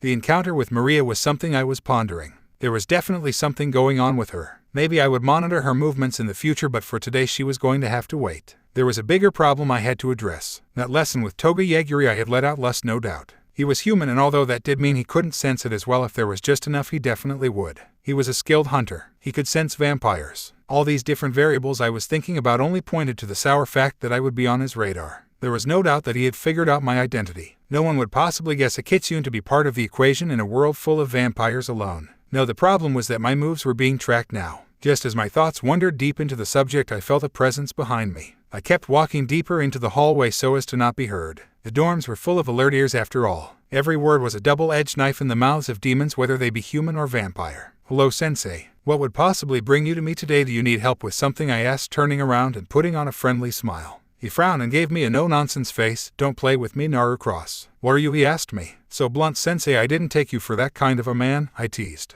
I smiled foxily. It seemed my kitsune nature was taking over and I was become the replica of a twisted trickster. The poor man had better be prepared to take some fun. I walked slowly towards him with the same playful smile plastered over my face. What could I say? I just wanted to play with him a bit, and the fox inside of me refused to look weak no matter what. It wasn't because I was evil or sly, but more because it was a defense mechanism. Don't play with me, child. You aren't a vampire, and yet you aren't a level E. That lust, however, couldn't have been fake, he deducted. Vampire, I'm no such thing, and don't even compare me to them. They follow the lead of that bastard Kanem like they're his little dogs. I follow no one and no human but myself, I answered, somehow becoming defensive that he even thought I was a vampire. So then what exactly are you? Sensei, do you think I'll just give away my secret because you asked me for a teacher? You sure aren't bright, I teased. TCH, don't play with me, monster, he snarled while taking out his vampire gun. I raised an eyebrow and my kitsune nature died down. I hated that word. I hated it so much it brought me pain. I hadn't been called that since I had come here, but the emotional abuse I had faced had not left my mind. I realized I must have let my eyes turn into slits for a second. I'm no monster hunter, and don't ever call me that again. I'm done talking with you and I don't have to answer any of your questions, I growled before I disappeared in a swirl of fire. I walked into my room and fell onto my bed. This day had been so disastrous. I ended up making enemies of both the hunter and the pure vampire. Something about both of them sent warning bells up my spine. Toga was a skilled and highly attuned hunter and someone not to be trifled with. Maria Cure and I was obsessing over something I didn't know, and hopefully it wasn't Yuki. The disturbing thing about all of this is that both of them were onto me. The only two people I was meant to keep away in the first place were suspicious of me. Even worse was the fact that I had come to know Maria Cure and I's identity as Shizuka Hio. It wasn't hard to figure out all the pieces when you were obsessing over something. What I didn't know was why she exposed herself to the academy in such a precarious position. However, both of them were suspicious now. You know, for one of my kind, Naru, you are quite dumb, Kurama commented, getting me pissed. Then what should I have done, oh great Kyuubi? I asked sarcastically. For starters, you shouldn't have gotten emotional when he called you a monster. It gave away a lot more about you than you could imagine. Secondly, you should have never let down the ruse of being on top.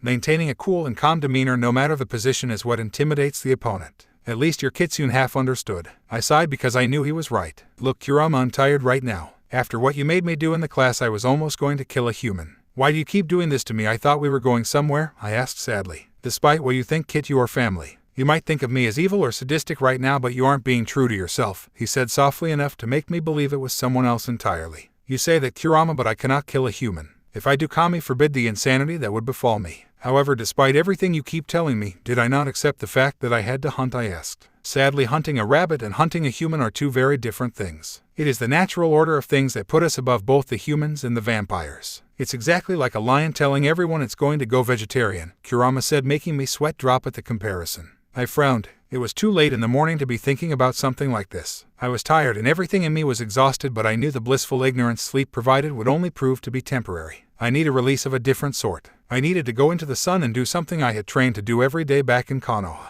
I took off my school uniform and put on the shinobi gear I had custom modified to wear for training. I wore black baggy pants that were tight at the ends, standard shinobi sandals, and an orange and black tank top shirt. I made my way down to the small clearing behind the school where I practiced most of the time. It made me feel safe in so many ways. It reminded me of the training ground Sarutobi and I trained in. Although the training was for something ominous, it was still the few memories I had of a relatively normal childhood. I took out my kunai as I reached the spot and made a clone of myself. Quickly the clone hinged into what I imagined an older version of Sasuke would look like. I found it fun to look at his smug face every time I kicked it. We traded blows after blows and I found myself losing myself in the flow of it all. Soon it became more like a meditative dance than it was a spar. I lost myself until I finished and heard clapping sounds. Impressive. That is not a style I have seen before, I heard Kaname say. It is not from this world after all. This world also has a lot of amazing styles I one day wish to learn. I could join competitions, a dojo, or maybe even become a master, I said wishfully. Yet you speak like you will never attain such goals. Why, he asked. I can feel it, you know. Feel what exactly? I looked him hard in the eye. I can feel this facade of peace slowly going to fall apart.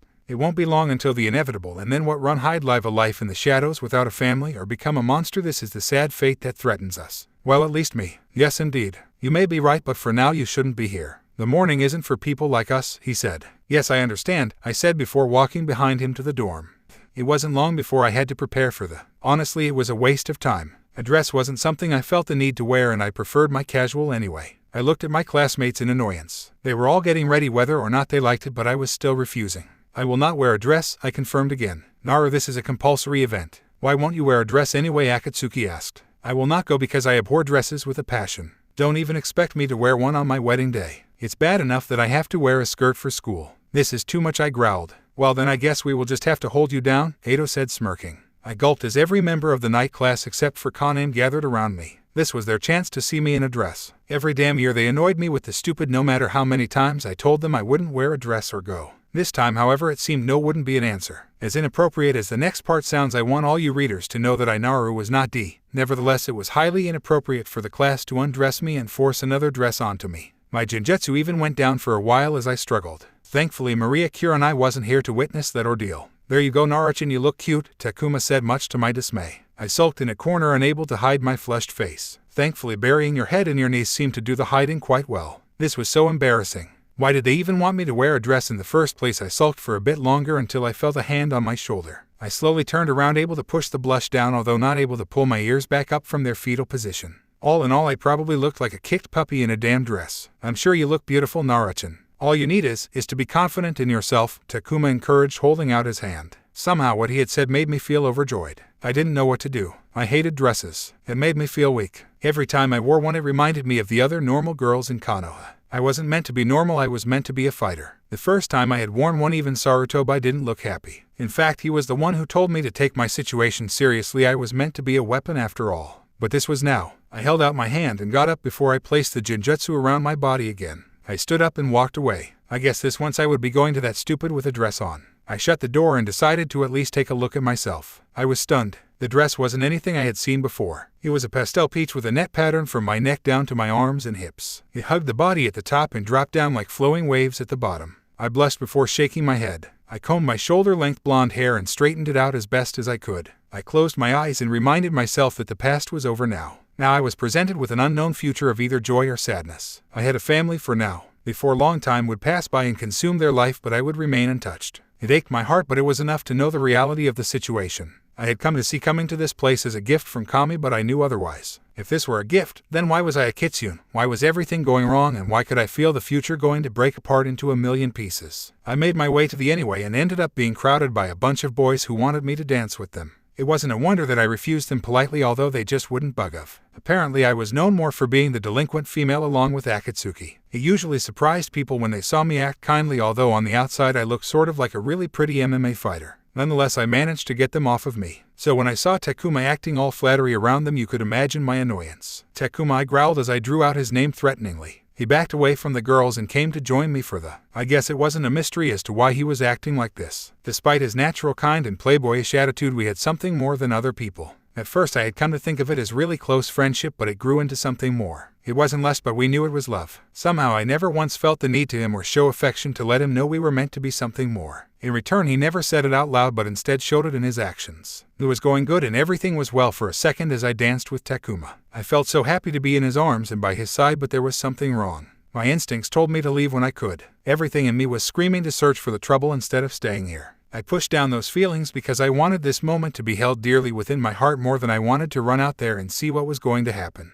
I stabbed my hand into the woman's heart. Despite the cold exterior, I was unhappy about how the situation escalated so far. Shizuka Hyo had come here to kill me. It was an added bonus that she got to tame Zero to her will. Her cause to fight for the man that was wrongly killed was worthy, but I had a worthy cause as well. Protecting Yuki was something that was a priority of mine. You don't seem surprised, Shizuka Hyo, I noted. No, in fact, I came here to kill you by using Yuki as your assassin, she replied, confirming my suspicions. She would have been the perfect choice. My healing powers have been restrained by Zero's gun, and then you came to pierce my heart knowing it would kill a pure like me, she replied, silently reminding me of the sin I just committed. I moved my fangs down to her neck as I bit. Her was delicious and something I just had to admit ran with amazing power I knew I needed. I find it amusing that this is how it ends. I remember meeting you when you were just a boy. You desired the same thing I did, she said, thinking back to the past. That is the one thing that has not changed, I answered, taking my hand out of her and ending it. I promise that your life will not be in vain. I will find the very thing that you hate the most and destroy it, those who twisted our fate, the fate of the Puress. You have drunk the of another pure and have gained new powers, but now an ominous future is the one that awaits you.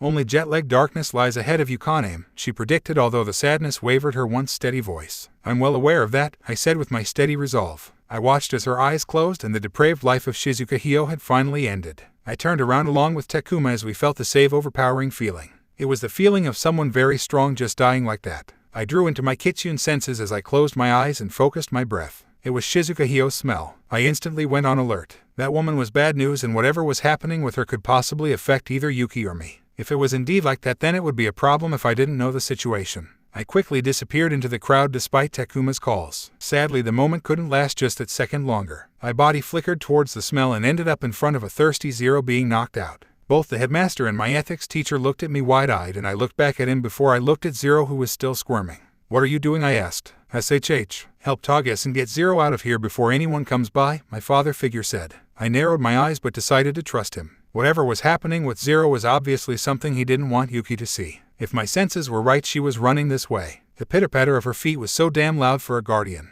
I would have to correct her on that to be fatal mistake, but for now I had to hurry. Quickly I looked at the latest problem and frowned. I took him by the shoulder and jumped down the building. My sensei followed after me, although he climbed down, being a human who is unable to land from such heights without consequence. We ran a safe distance before I slowed down and looked at the taller man questioningly. Did this idiot kill Shizuka Hyo? I asked. I'm not sure for the moment. We don't have enough information to claim something like that, however there is motive, he informed me. Damn it, he knew that she was the pure. Why didn't he stop Kaname from letting her into the academy? I asked, annoyed. I asked the same thing, but the fool places too much trust in monsters like you, Yaguri said, much to my displeasure. I growled, unable to hide the contempt of hearing that annoying word again. Did he always have to refer to me as a monster? You don't like it, do you? He asked. Like what? I asked, feigning ignorance. Being called a monster, he answered. Would you like being called a monster, Mr. Yagurison? From the day I was born till now I have yet to eat a human. That doesn't know the sour fact that you are still not human, he replied, much to my dismay. For a so-called non-monster and a civilized human, you sure are letting a poor, mild, and meek girl carry a dead weight. Level E. This level E I am holding did the same thing to me before, I retorted in anger. He teach Ed before taking Zero from me. I knew I could carry the older boy, but the truth was I just couldn't be bothered and I needed a conversation changer. That man was onto me and I knew he suspected me of being something more. Needless to say, we put our differences aside and stuck to traveling there as fast as we could. Where there was, I had no clue because I was following the eye patch douche. We surprisingly ended up in the spot where the headmaster would lock me up in the room with the rabbits. I held down my lust as the smell filled the air. We walked down the path and into the small room. He put Zero down so gently I almost wondered if he actually loved Zero beneath the cold exterior. He got to work quickly by chaining him up and placing the necessary seals around him to keep him in place. Zero woke up in an enraged state as his eyes shone red and his seal burned with depravity. Somehow I knew the facade of peace I held tightly was slowly going to come to an end. During the moment of angst I didn't notice Toga hands coming at me quickly. I felt the force impact me onto a wall, but I didn't flinch. I didn't know why I hadn't reacted. Maybe I thought he wasn't in fact a threat, however it was something I was trained to notice my whole childhood and I hadn't even noticed it. His threatening demeanor only helped bring out my defense mechanism. I had nothing over him to be true. The one thing I did hold was a facade of fearlessness. Tell me, Naru Namikaze, why that name isn't recorded in the vampire registry. Are you by chance a pure? By the way you have been acting to con Kure, and I wouldn't be surprised if you are, he deducted, much to my amusement. Far from it, in fact, I smirked. Your games are tiring.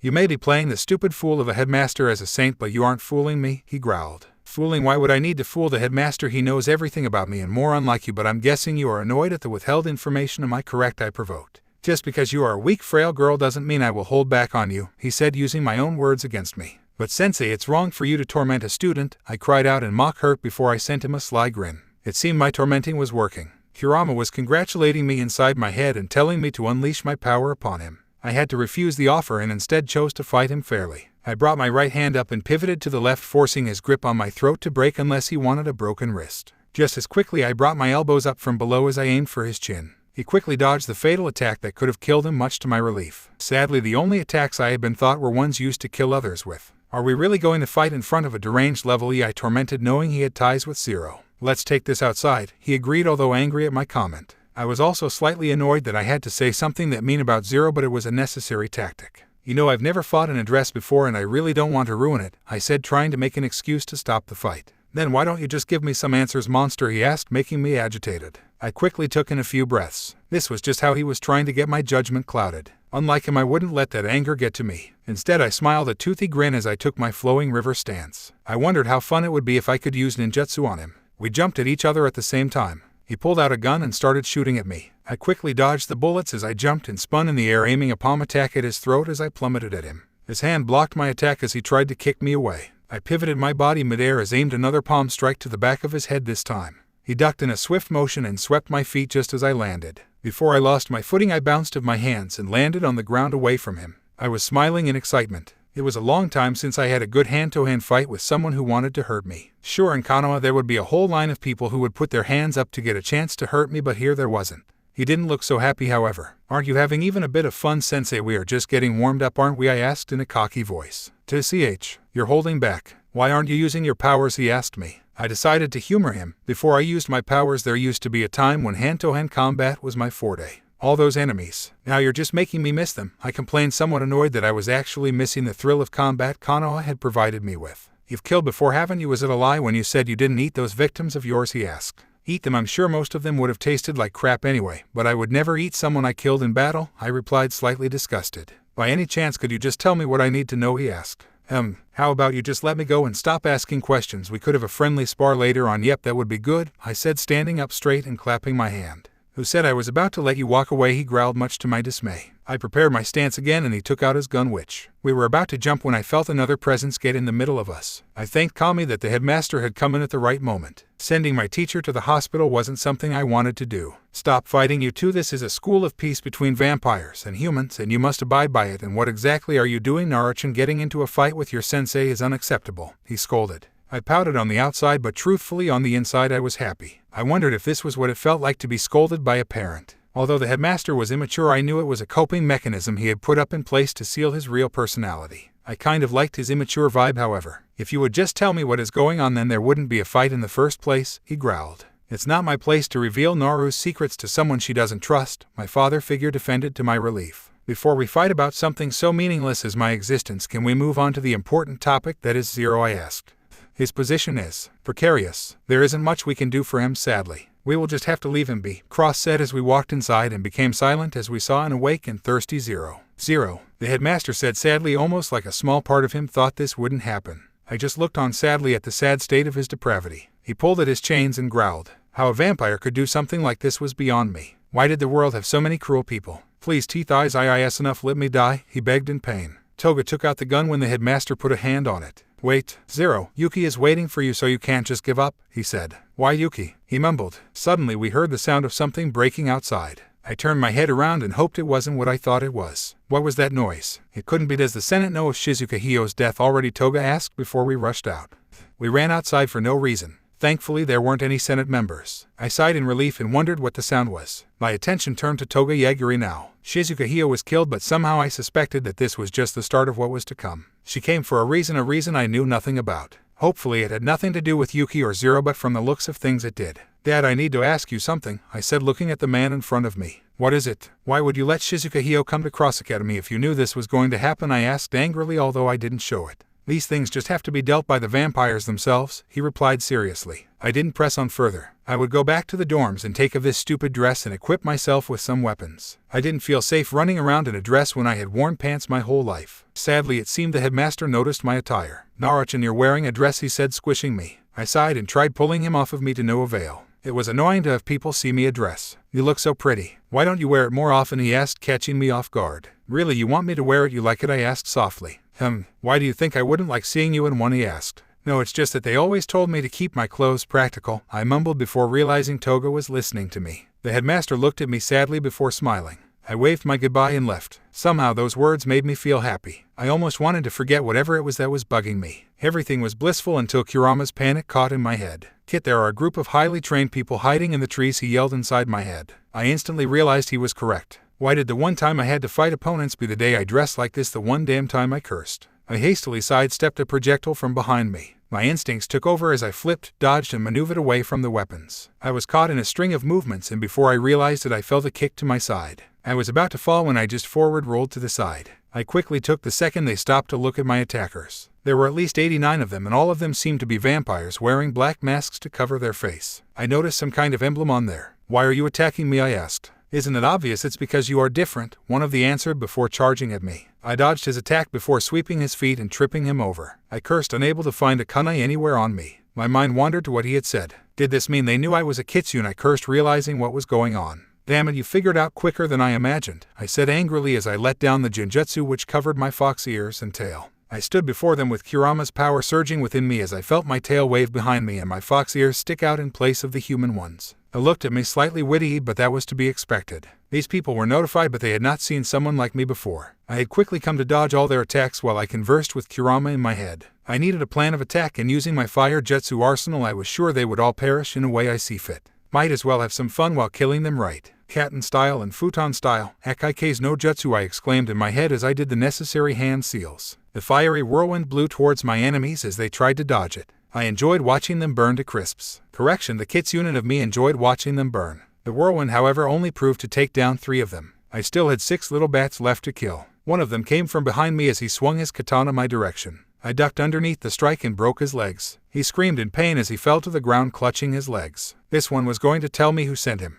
The next 2 came at me from behind, and I used my tail to whack them away before I jumped onto my hands, grabbing a dropped projectile and throwing it at one of the vampires' necks. I swiftly made my way to the vampire, who I broke the legs off and took his katana before rushing to the other 4 vampires. Judging from their brute strength, most of them were powerful aristocrats, but why hadn't they used their elemental powers? Yet all aristocrats had powers of some sort, and most were elemental, but here are these strong vampires who don't use elemental attacks. This wasn't a fair fight. Maybe I wouldn't use my elemental attacks either then. I blocked an attack before I kneed the man in his stomach and blocked the one from behind me. Quickly, in a swift motion, while the man behind me was recovering from the block, I pivoted my body and decapitated the man I had kneed before. I found myself fighting against the remaining 3 vampires as I blocked, dodged, and cut them. Taking my chance, I tore off one of their emblems before burning the man. This was getting boring. They weren't even a match for me. By the end of this, there wouldn't be any survivors left to remember what I am. I slashed down the remaining 3 easily and brutally before I walked over the last survivor I had kept alive on purpose. Kurama was joyful inside of me, and I was hungry, but I would never eat anybody I killed during a battle. I wouldn't eat a human, period, but the amount of was nauseating. Speaking of, why hadn't the other vampires come? I knelt in front of the vampire who I had broken the legs of. He dragged himself to the tree in fear as he sweated. This situation was weird. Look, you coward. Here you are fighting a girl who doesn't even have weapons on her, is wearing a dress, and is finally happy, and when you get beaten you are running away like a coward. Men like you are disgusting. Face your last breath with dignity or die a dog, I spat. Please don't kill me, he begged as he fell onto my legs and gripped onto me. I frowned at him, but I needed him to tell me what was going on. So many questions were to be asked, but I also just wanted to end his life as horribly and as painfully as I possibly could. Unlike the rest of them, he wasn't a man. Look, you give me the name of your boss, why he wants me, and why you didn't use your powers other than brute strength, and I will let you live, I said angrily. I expected him to be crying tears as I made him speak, but all of a sudden his demeanor changed. A knowing smile drew itself on his face and almost made him look like a different man. I sensed it too late. My arms went limp, but I tried my best to take the dart out of my neck. Slowly I slumped to the ground, and now the only things I could move were my eyes and my fingers. Inside I was panicking, and Kurama was nervous, but I didn't let it show. Instead I put a smile on my face. It seems I've lost. Great plan, Mr. Phantom, I said, only being able to see the feet of a man that came walking towards me. Yes, indeed, but it was a great loss. My poor servants were killed, and after all the time I had taken into molding them and raising them, he said in a mocking voice while I slowly slipped the emblem into the bush before my fingers fell under the effect of the drug. You seem like a sick creep. Be thankful I let one of them live, I said, smirking as I kept up an air of confidence, although inside I was shivering in fear. Master, I have completed the job, the vampire said as I heard him crack his legs into place. I winced at the sound, knowing how much that would hurt. I didn't hate the guy anymore now that I know he was just playing me for a fool. Thank you, number 6, but I think your time is up, he said, surprising as I heard the sound of a gunshot. I was furious at what he had done, but I kept my mouth shut. Mr. Phantom had the advantage over me, and I knew people like them didn't change their ways over a simple sentence. This time, however, I would make sure I annoyed the crap out of him for doing something like that. I just wanted to see his face so I could punch it in. You sure are a mean one, I remarked. And you, my little fox, talk a lot. I might have to do something about that, won't I, he asked as I felt a pang on my head and the world went black. What should I do, I asked, brushing back the blonde locks from my face. I'm sorry, Takuma, but I have no idea. What happened with Naru is a mystery. All we have is the destruction of the forest area towards the female moon dormitory, the headmaster said, much to my dismay. They could be harming her, I said softly. Yes, her species puts her in a dangerous position, and she knew this from the start. What I am confused about is that all the drops in that spot weren't hers, but she disappeared. Are you suggesting, I asked, unable to say it out loud. Yes, she might have gone back to where she came from. That is a possibility, but it is extremely unlikely. The more plausible theories are that she left of her own accord or she was drugged and moved, the headmaster said gravely. And we can't even bring this up with the Senate or the Hunters Association. They could well be the culprits, I sighed. We might have had someone from the night class reveal her identity, Kyan Cross theorized. Are you suggesting that the night class has a mole in it? This is a very serious claim. We had pledged our word to Kaname that we wouldn't give away Naru's secret, I held. All the other vampires had been forced by Kaname's words to not give it away either, so the whole of night class was ruled out. No one was on the list of suspects yet, and I couldn't go around blindly accusing anyone of ratting Naru out without solid evidence. I groaned. This was hurting my brain and I was exhausted. These past few days consisted of me just being immersed in the place she disappeared in. Whether it be in the morning or in the night, I was always there looking at what I could have done. I think I'll go to sleep, I said, rubbing my eyes tiredly. Don't overwork yourself, Takuma. Naru wouldn't like to see you in a state like this, he said sadly. I couldn't imagine what he was going through as well. Naru had made it known of their close relationship. He was like, no, he was a father to her. Knowing her childhood just that little bit, I couldn't imagine what it would be like growing up without parents. I shook my head. Thinking about her made me want to cry. I could imagine what she was going through right now. In fact, my head had decided to suddenly become imaginative. Every situation I put her in seemed to be a worse one than the last. I was worried, and slowly I was becoming afraid for her.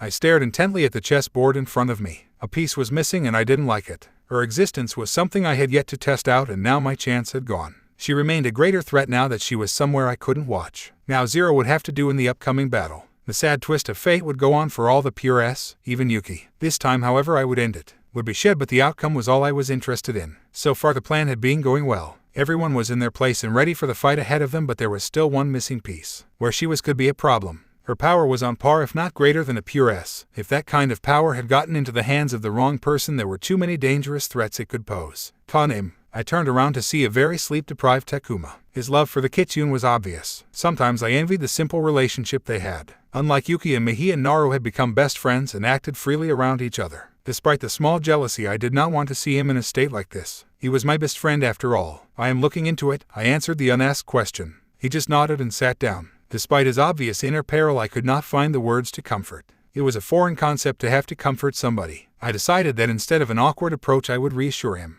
We will no doubt find her, but a battle lies ahead of us, I said, leaving the room and my friend to his thoughts. All right, get back, I screamed, only to be ignored and pushed by the crowding girls. Okay, move it, girls. It's past curfew for the day, class students. I tried again. Move it, disciplinary committee, one of them yelled rudely. I guess I really couldn't handle them all by myself.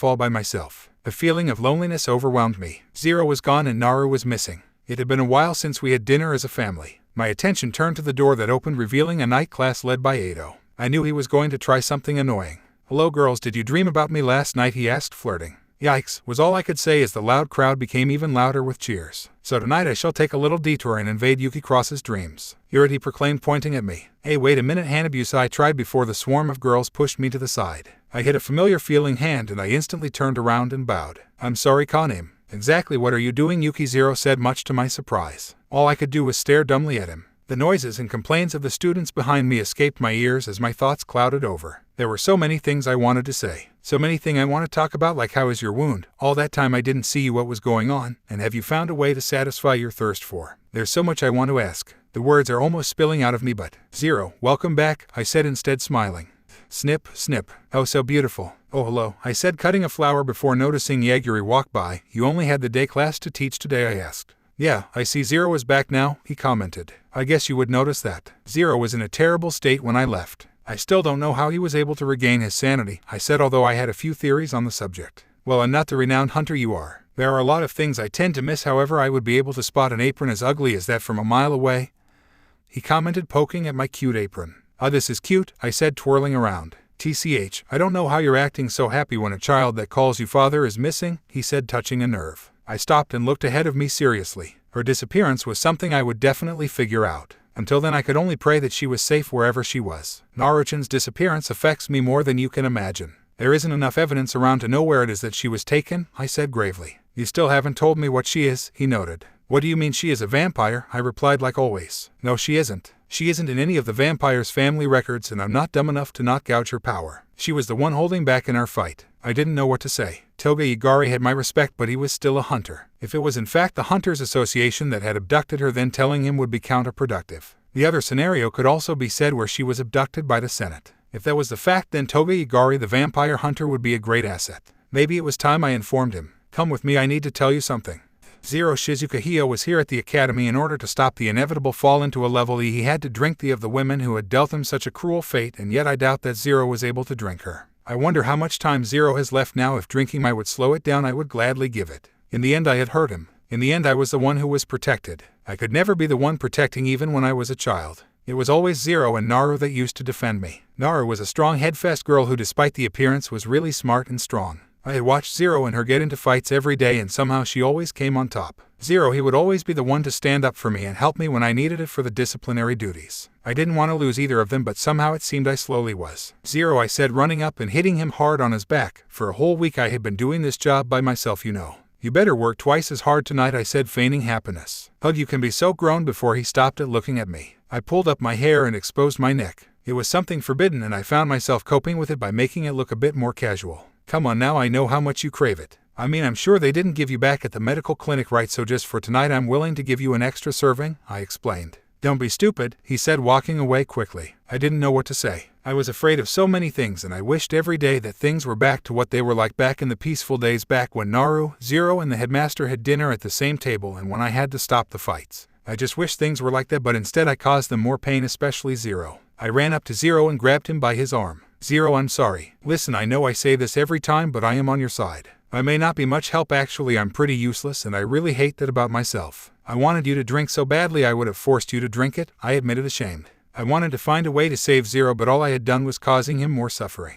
He turned around and looked me in the eye. Just what am I to you, Yuki? He asked, catching me off guard before he continued. Stop, no more reckless acts on my behalf, okay? There was a moment of silence as the wind blew and everything was serene. Suddenly Zero wiped the tears away from my eyes. I looked at him, unable to understand these feelings. Suddenly I heard the headmaster come in yelling. This is bad, this is bad. What's wrong? Zero asked. Maria Kurenai is awake. With that said, we walked to the room she was being kept in. Zero opened the door with a look of anxiety on his face. Suddenly I saw Maria Kurenai jump onto him and hug him. It's Ikaru, you lied, headmaster, he is to hear, she said, looking innocent. Well, that one is, headmaster began before he was cut off. Ikaru, that man is so cruel, he said. Shizuka was killed. You're not, are you really, Zero? She asked, realizing. She suddenly fainted and my instincts kicked in and I caught her. I helped her to the bed and she sat down. It seemed she was about to start explaining what this was all about. So Shizuka actually did meet you, then she must really be dead. At Shizuka's request she went through my body from time to time when she needed it. In return, Shizuka promised to make me healthy, but since I am related to her by I still would have even without any promises. Shizuka was put into isolation right after she was born. They said it was to protect her, but no one would even love her or cared for her. The one person that Shizuka loved was the one person that showed her love of any form at all. And then she lost him, and then all her sadness and anger caused her to go insane. Zero, listen, I don't think she regretted you killing her, Maria explained as she latched onto Zero towards the end. Now calm down, Maria, you've only just woken up, the headmaster said, holding her shoulder. No, Maria, that isn't what I exclaimed, going to Zero's defense when the headmaster put his hand on my shoulder. It's okay, we should let her rest for now, he said, leading me away. I had begun my walk to my dormitory. Maria believed Zero killed Shizuka, and it makes sense, but I turned my head around. There was a sound coming from there. Quickly I ran and jumped over the fence expecting snooping girls. I looked around but I didn't see anyone. I thought that I saw somebody here, I mumbled before I turned around to see a man. Good evening, miss. This is Cross Academy, right? I apologize for visiting at such a late hour, but I lost track of time, he said, obviously lying. I can sense it, you know. You are a vampire, I replied dryly. I am, and the young lady is a guardian. I was wondering something, he replied, titling his head upwards as a sick smile adorned his features. What do you want? I asked.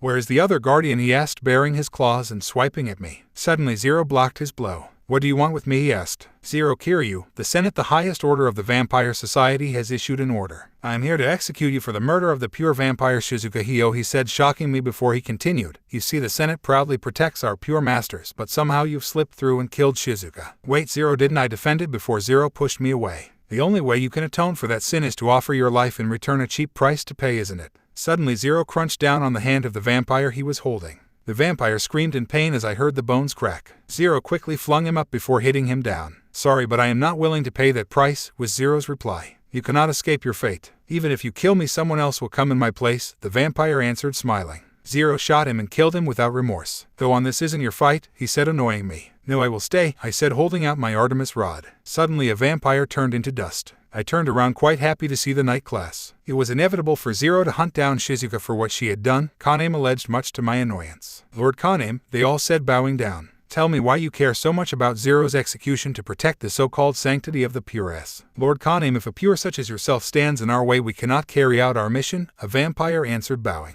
Perhaps you don't realize this academy is very dear to me. I don't want it spoiled by foolish acts of vengeance performed by the Senate's henchmen, Kaname said as his eyes glowed red. Lord Kaname, one of the vampires, spoke up before he was shot down. Leave now, was all Kaname said. Your choice to protect Zero Kiryu will be reported back to the Senate, Lord Kaname, they said as they vanished in a mist of crimson red. I watched as the air became colder and the tense atmosphere became worse. So Kaname, why did you save me? Zero asked, eyes narrowed. Because I simply will not tolerate the execution of a schoolmate for a foolish act of my race for groundless reasons, Kaname answered. Zero walked away and I tried following him, but he left quickly. Thank you, I said, bowing to Kaname. It is all right, he said. No thank you, but there is absolutely no reason why Zero should be targeted for this, I said with all my might. Yes, I know that. Don't worry, he said, about to touch my face, but I wouldn't allow for it and I quickly jumped away. No, you don't understand, I yelled. How dare you speak to Karuka, said before Takuma stopped her. Now it's time for lessons. Let's go back, Takuma said thankfully. Takuma led the night class away, although he stayed behind, but now that everybody had left I would tell him what it is I wanted to say to my heart's content.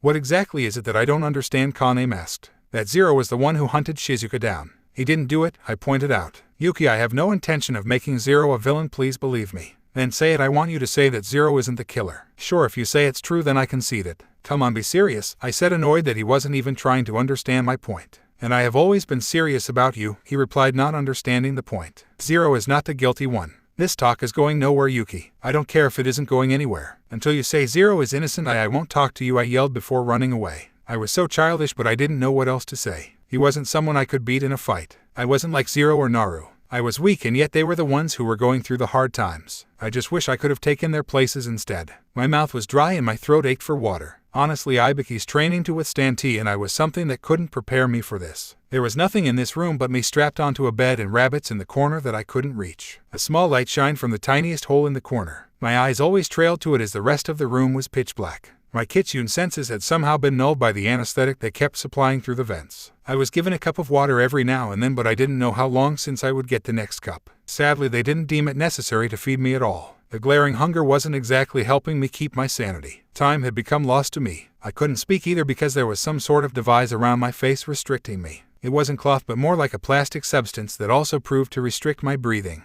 I was deprived of movement, sight, food, water, and light. The intense hunger I was feeling also didn't seem to help me. The only thing keeping me from breaking was the fact that Kurama was comforting me in my head. I want to die. Anything was better than not being able to do anything but the bare minimum. I wish they had done some sort of normal torture methods like beating me into answers, pulling my nails out, or even killing me instead of this. I want to die. Why couldn't I have died the day I was going to be executed in Konoha? My existence was painful. Everything around me went wrong. I had a family for the first time and I was ripped from them. I want to die. I want to die. I want to die. Kid, snap out of it. I was pulled back from the glaring pit of insanity that lay at my doorstep. The darkness of the room and the agonizing hunger only seemed to worsen the situation. If anything, I knew I would suck to the painful starvation and lose my mind in the process. Despite that, I couldn't bring myself to growl or to struggle as I wasn't given much water. "Kurama, why can't I enter my mind? I want to escape this place," I cried. "I'm sorry, kid, but something's blocking us. Maybe it's the drug. I'm sure we can make it out of this," he reassured. "I'm scared. I'm hungry. I know. Go to sleep.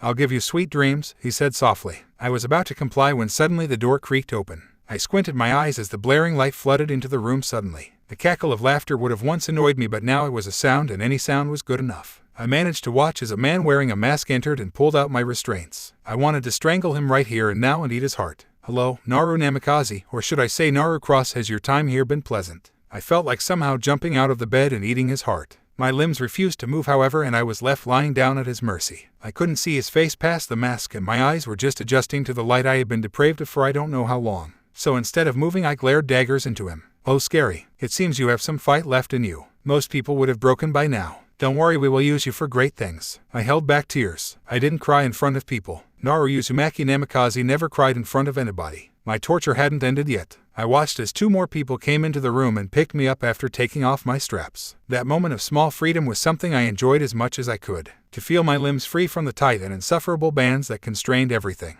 I was put onto a moving bed as they strapped me down again, much to my displeasure. Slowly they began to cart me off somewhere, and I couldn't help but be afraid. My eyes roamed to the sides as I saw other prisoners all wearing white just like I was. Kami didn't even have the grace to make it orange. Why must he torture me so much? They all stayed eerily quiet as their dull, lifeless eyes followed me as I moved away. Some grinned insanely and others stood still, too still. The damp, yellow-lit hallway contrasted with everyone's pale and white overalls. The constant sound of dripping water threatened to drive the prisoners and myself further into the insanity that threatened to consume. Through it all, I found no humor, that it looked like a classic mental asylum horror game. That thought only seemed to frighten me more. I was finally taken into a room. The smell of reeked everywhere, although the walls held no sign of the crimson liquid. Slowly the bed was pulled up so I was standing upright. Correction, I was strapped upright. I was so hungry right now, and the only living, moving things in this room were the 3 humans who had a hand in bringing me the pain I had endured. I struggled against my bindings, finding some strength while looking at their filthy faces. Why did Mr. Phantom look like one of those cliché evil scientists with the slicked-back greasy hair and those glasses that reflected light and blocked the eyes? All these damn clichés just made me want to tear them up all the more. Sedate her again.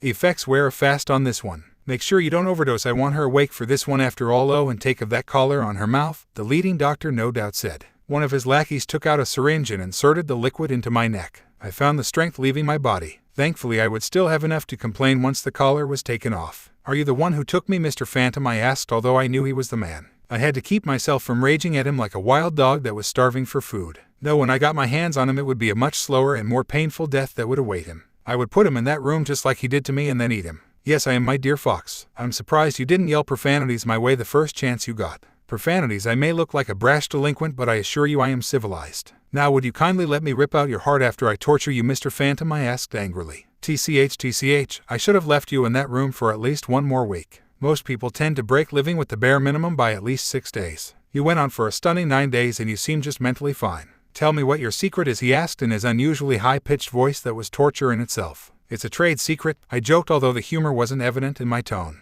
I wasn't going to tell him my secret, obviously. The existence of Kurama would stay a complete secret even if it meant my life. If I died, I was sure the fox would manifest into the world and destroy everyone who dare hurt me. He was already yelling death threats at the man, knowing the futility. My chakra systems refused Kurama's chakra because of my drugged state. "Tell me, did you at least think about dying?" he asked, shocking me. "I'm thinking about eating you now, if that helps your vile research," I retorted. "Judging from your reaction, I'm guessing you did think about killing yourself. Tell me how it felt knowing you had absolutely no control over your life. How did it feel to not seeing the light, eating food, drinking enough water, or talking to anyone for 9 days?" he asked sadistically as he cackled maniacally towards the end. "How about I show you how it felt? Let me out of these restraints and I'll make you wish you could die," I yelled, absolutely furious in rage, but my voice gave way at its misuse. Now I'm just a scientist, albeit a scientist who is a visionary. I want to know things, it's in my nature. However, I cannot understand vampires and now kitsune, since I have yet to feel what it would be like to be either species. I would turn myself into a vampire, but I don't like bowing to anyone even if they are pure. "You and the other vampire subjects are going to help me find a way to experience these things," he cackled. "You're a sick freak," I spat. "No, my little fox, you are the one who is going to be sick once I'm done with you. I want to test out your abilities. Don't worry, I won't break you too much. You are, after all, the only one of your kind. We are yet to find any others," he said, smiling evilly. My eyes widened in fear as I saw one of the assistants taking out a knife. I bit down my lips as the assistant cut into me. Kurama went silent and focused his energy into my wounds instead. He knew how truly frail my body was without him, so he always healed me. I couldn't help but groan in pain silently as the cut kept getting deeper, almost to the point where I could feel it pierce my bone. I couldn't keep the scream of pain from leaving my mouth. Enough. Her healing capabilities are astounding. Makes me wonder if she could possibly grow back body parts. I gulped. Never once had I tried to heal back a whole body part. Was it possible? The image of my hand being sewn off did not bode well. It took everything not to suddenly have a panic attack and look like the frail and frightened girl I truly was. The only thing I could think of that could spare me from the pain was Kurama. Kurama, help me. Don't worry, I am capable of helping you grow back body parts, but only to a limit. It takes a lot of chakra, he said, not really helping. Damn it, Kurama, it's not the healing part that worries me. I don't want to be cut apart like a test subject. I'm sorry, but I can't do anything. This situation is beyond me, he replied sadly. I decided it was time I negotiated a bit. I'm sure I can't regenerate like that, Mr. Phantomson. I'm not Kami for Kami's sake, I complained, trying to hold back the fear in my voice. Cut off her finger, he ordered, ignoring me. I paled as I watched them come with something that looked like a large nail clipper. I suddenly felt a newfound empathy with all the victims from the horror movies I had once made fun of. This wasn't cheesy, this was frightening. My mind wanted to yell out for them to stop, but I refused to beg. I refused to give in to them and show fear. I was, however, very afraid, frightened beyond imagination. The cold metal clamped around my fingers as I braced for the pain. I felt my finger being pulled before a surge of pain rushed through my body. A snap echoed through the room as I repressed a scream of pain that begged for release. The familiar feeling of Kurama's chakra pinpointed my hand and started healing the skin around it. I mentally thanked Kurama for not growing the finger back. If they knew my abilities didn't extend to regeneration, I wouldn't have to go through more tests. This didn't mean the throbbing pain would subside. I'm disappointed. Here I thought you could help humanity regrow limbs and such. You would have been a great test subject, he said in mock sadness. Screw you, I growled as he walked closer to me. I stopped moving as I felt his hand touch my fox ears. Fear had taken over me. I wanted to cry. I wanted to go back home to the headmaster, Yuki, Zero, and Takuma. I held back any movement as his face came unbelievably close to mine, and I stared into his murky brown eyes filled with lust. It wasn't the lust of the body, no, he lusted for things much different from that. He didn't lust for knowledge as much as he lusted for understanding. It was unbelievably infuriating, yet I was too frightened to do anything about it. My hunger urged me to bite into his throat since I had the chance, but I somehow knew this man would be able to dodge, and when I did that, he would put me back into that pitch-black room, a room where I was only given the bare minimum to survive. I could not think of a worse fate than the one that awaited me in that room. I allowed myself to move finally as he pulled his face away from mine and he smirked. If I wasn't drugged, he would be the one person I would find pleasure in eating, I mused angrily. I did not know what I was feeling right now, but the one thing I did know was that I didn't want to die. Yuki, the headmaster, my dad, Zero, and Takuma were waiting for me right now. I would not let myself die because they were still alive. What is your name, Mr. Phantom? I asked finally. To you I'll be referred to as master. Why would a servant want to know his master's name anyway? He asked, infuriating me. The kitsune's nature inside of me growled in rage. I bowed to no one. Kitsunes bowed to no one once when I was a human maybe, but now I had accepted who I truly was, and I was not a slave. Mr. Phantomson, I think you have a lot of things mixed up. You see, I don't bow to anybody, and especially not filth like you. I smirked as the smug smile was wiped from his face. If anything, this was the greatest joy I had this entire week. Slowly the dread took over, however. I had just angered the man who had the ability to give me pain far worse than I could ever imagine.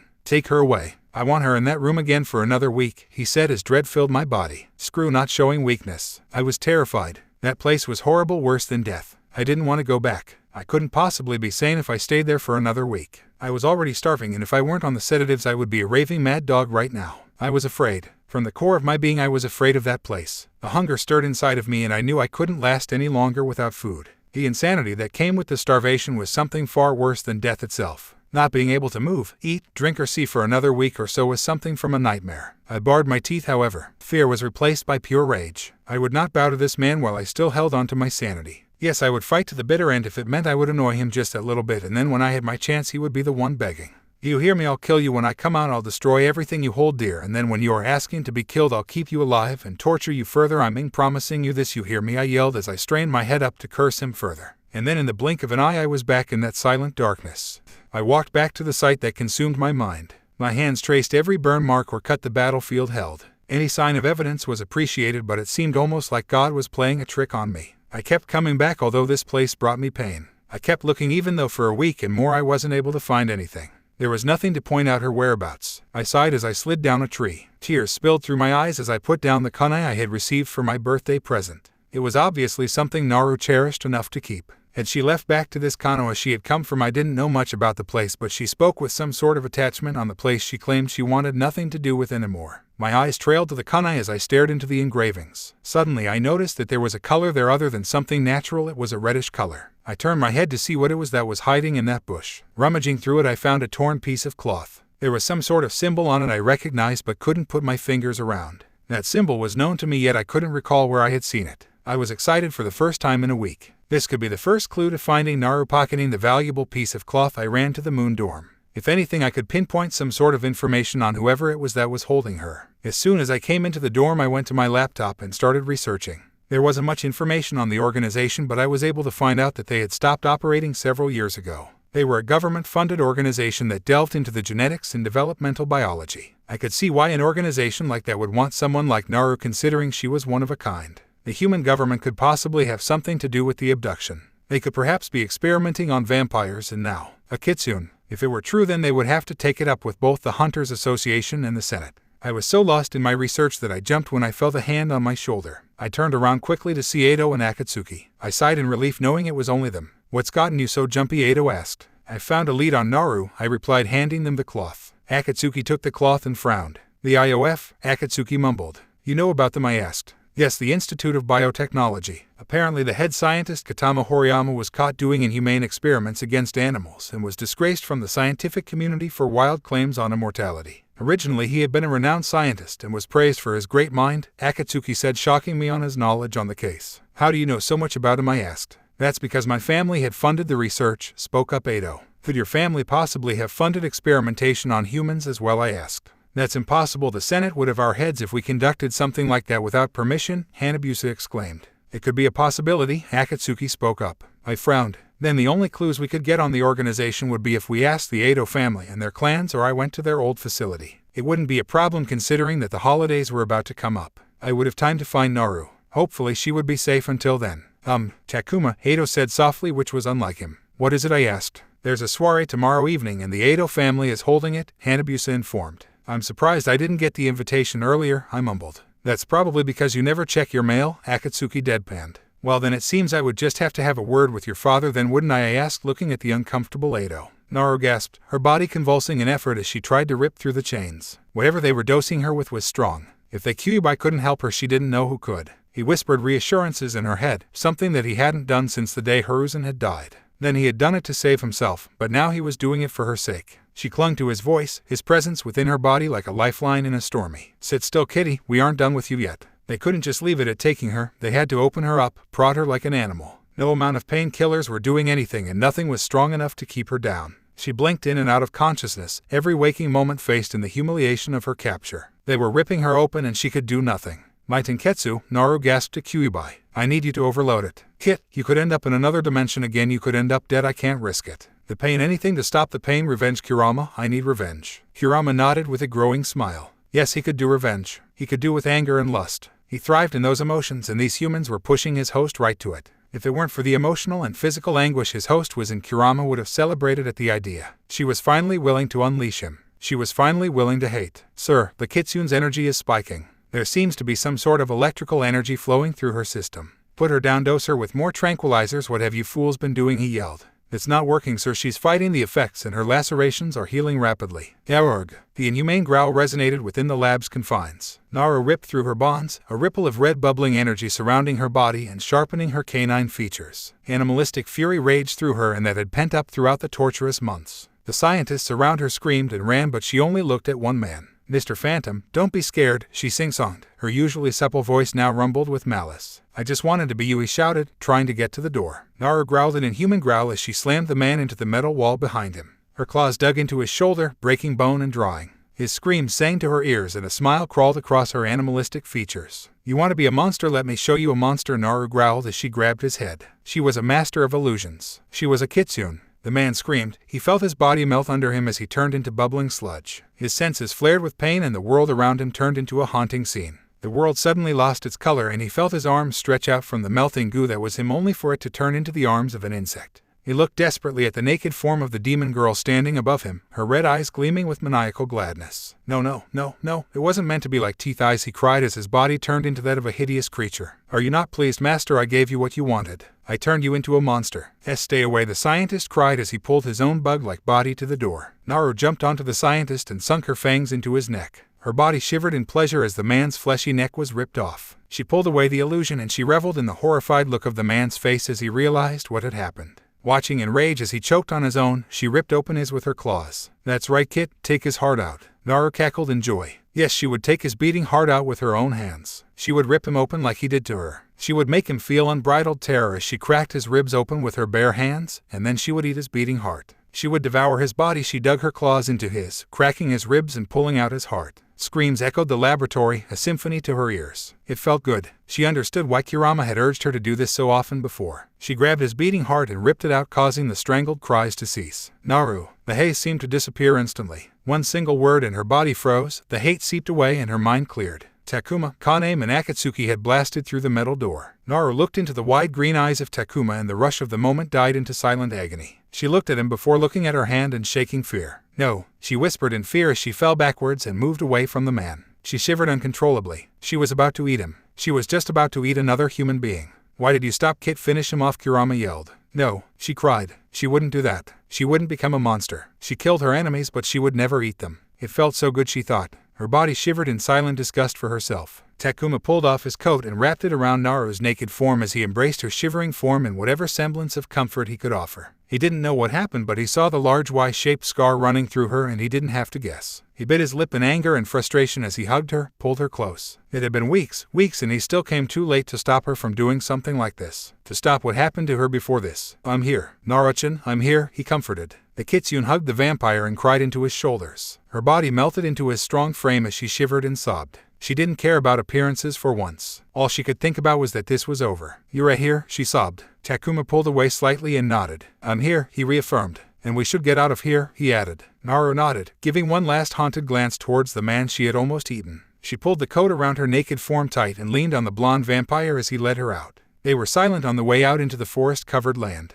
Naru didn't register anything as she blankly glanced into the distance, wondering if this was real. How long had it been since they captured her? She didn't know. The time she spent strapped, unmoving, unable to see or talk to anyone was maddening. The later time spent being prodded like an animal and opened surgically while awake was torturous. Her grip on Takuma's arms tightened. What if she had lost it? What if this was all a hallucination to help her cope? The car, Kaname pointed out. Akatsuki nodded as he got into the driving seat with Kaname next to him. He watched as Takuma worriedly took the shivering and oddly blank Naru into the car with him. He could see the fear behind her normally bright eyes. She gripped his shirt like a lifeline and he responded by putting an arm around her and drawing her head close to his face, tenderly eating her forehead and uttering reassurances similar to Kurama's. We're going home, he whispered reassuringly. The rest of the trip went by in silence. Naru looked outside and her eyes widened when he saw her home. It was her home inside the academy. Was this real? It looked real, she concluded. She let herself be let out and when she saw Kyan stand there with a worried expression on his face, her heart melted. She didn't care if this was all a hallucination. She stumbled over to him and melted into his comforting embrace. Thank God, he whispered, his usually light-hearted voice unusually sincere and serious. You're right here. Really here, she whispered, letting the tears roll. Let's go in and get you some clothes, Kyan said as he led her in, arms protectively around her shoulder. Takuma watched in worry as the once responsive and light-hearted girl he knew shrunk in on herself and disappeared into the bathroom.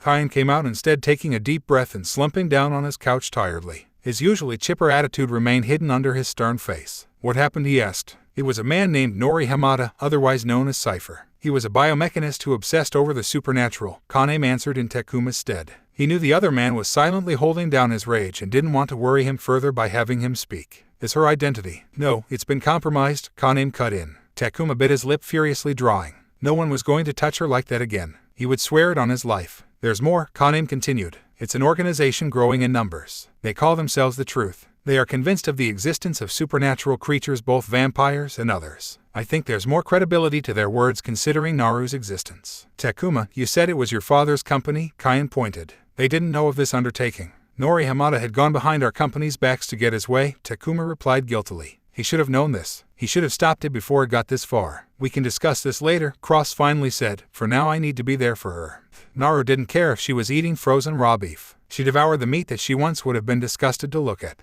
Kaien watched furiously, imagining the man who did this to her being impaled 1,000,000 times. When she had come in half naked, he saw the protruding bones, the way her stomach had hollowed, her hair had matted, and her face had gone gaunt. More so than her starved appearance, Kaien was furious when he saw the wounds they had inflicted on her. He scrubbed her back, trying his best to ignore the way he could see her spine and ribs or the discoloration of her once strong tan skin. He tried to ignore the way she shivered at every touch or the way her arms wrapped around her body and closed in on itself. How is Yuki?" she finally asked. "Without you here, I was worried she would become an angst-ridden teen like Zero." "I'm afraid you're too late to cure her of that now," he replied as lightheartedly as he could. Naru chuckled for the first time in a while. "Zero is such a goth," she agreed, "and so are most of the vampires. No, they put goths to shame. They probably brood on a gargoyle in their spare time. Except Takuma, of course. He's probably reading manga." Kaien allowed himself to smile. He was grateful that she had managed to go back to her snarky self, even if it was forced, but it was a start. He stood up, deciding that he would give her the privacy to wash the rest of herself up. "Come down for dinner, okay? Yuki has missed you," he said. Naru just kept looking ahead. She didn't know what to think. If it were before the kidnapping, she would be aching to see her older sister, but all of a sudden she didn't feel like it anymore. There was no sudden longing to be by her side.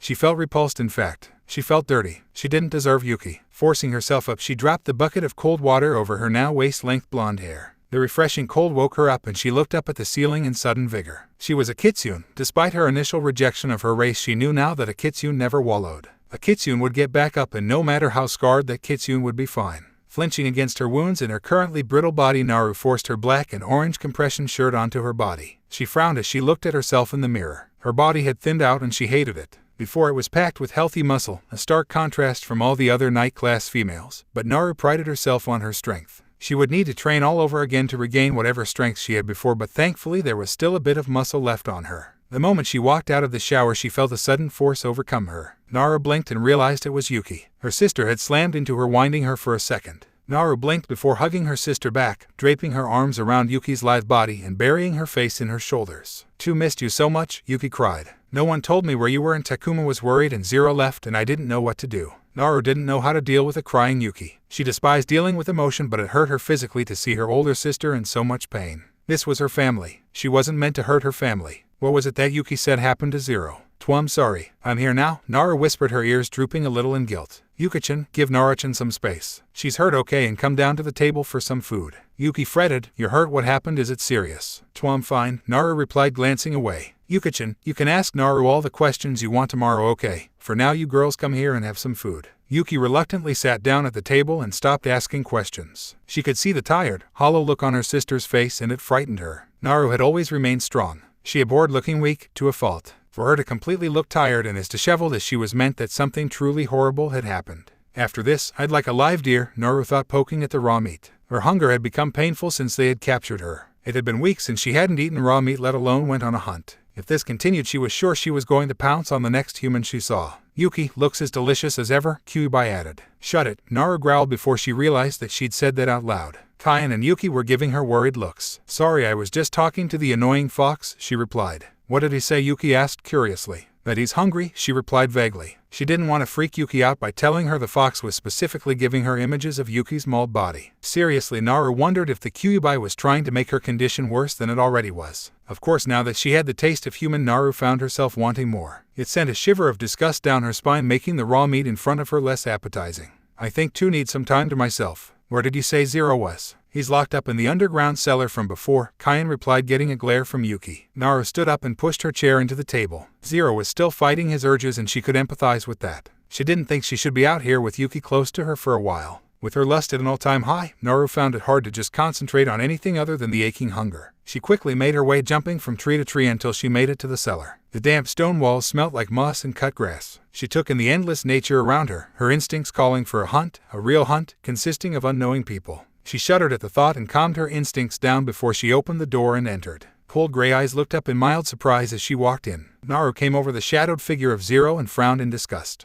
He was chained from neck to feet, holding him down. His tired visage matched her own. "You're looking good," she commented sarcastically. Zero looked Naru up and down and smirked. "Apparently as good as you." "Can't argue there," she said, slumping down next to the chained boy. "What are you doing here?" he asked. "Last I heard, you were abducted. I was sure the Hunters Guild had cut you open." "They didn't, but someone else did," Naru answered as she took out some manga. "I thought I'd come by and distract myself from the hunger." Zero accepted the book and frowned. The kitsune had always voiced her distrust for him openly, and she often mocked him publicly. He didn't understand why she was suddenly acting so kind. He accepted it regardless, considering this wasn't pity but rather something else. Empathy maybe. I didn't know you read manga, Zero mumbled as he looked through the shoujo comics. He didn't particularly strike Naru as the romantic type either. He could imagine her reading action or crime instead. It's incredibly mindless. It's about normal high school girls meeting boys and thinking it's the end of the world when a minor problem occurs. My old guardian once said that when you're young everything seems like the end of the world. Funny thing was that was the last thing he said before he was assassinated. Zero didn't reply. He mulled over Naru's words as he skimmed through the book. The heroine just found out that her boyfriend was moving away and she had run away from him at the news. It was dramatic and unnecessary, but some part of him wondered how he would react if Yuki were that person who ran away from him.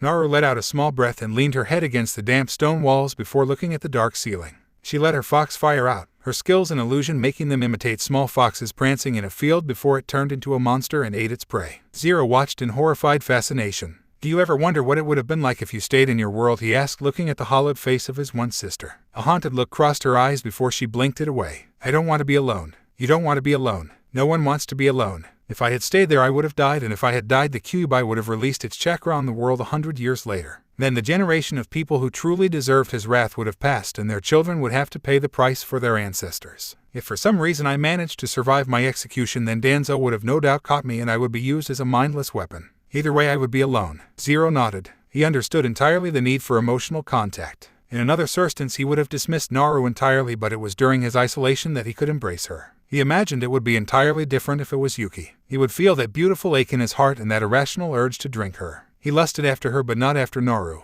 In a way he felt safer sitting next to the kitsune than his own sister. I can't control myself, Zero admitted. I can't do it anymore. Did you drink Yuki's? Naru asked, her voice wavering between anger and empathy. Hers and Kane's, Zero admitted. So you're gay, she joked. Zero growled in response. I hate vampires, he reminded her. And by extension yourself, am I correct? So why don't you suicide, take your life before it becomes any more miserable than it is? Naru replied coldly. In the end there's something stopping you, something far more powerful than your hate for vampires. It's Yuki, isn't it?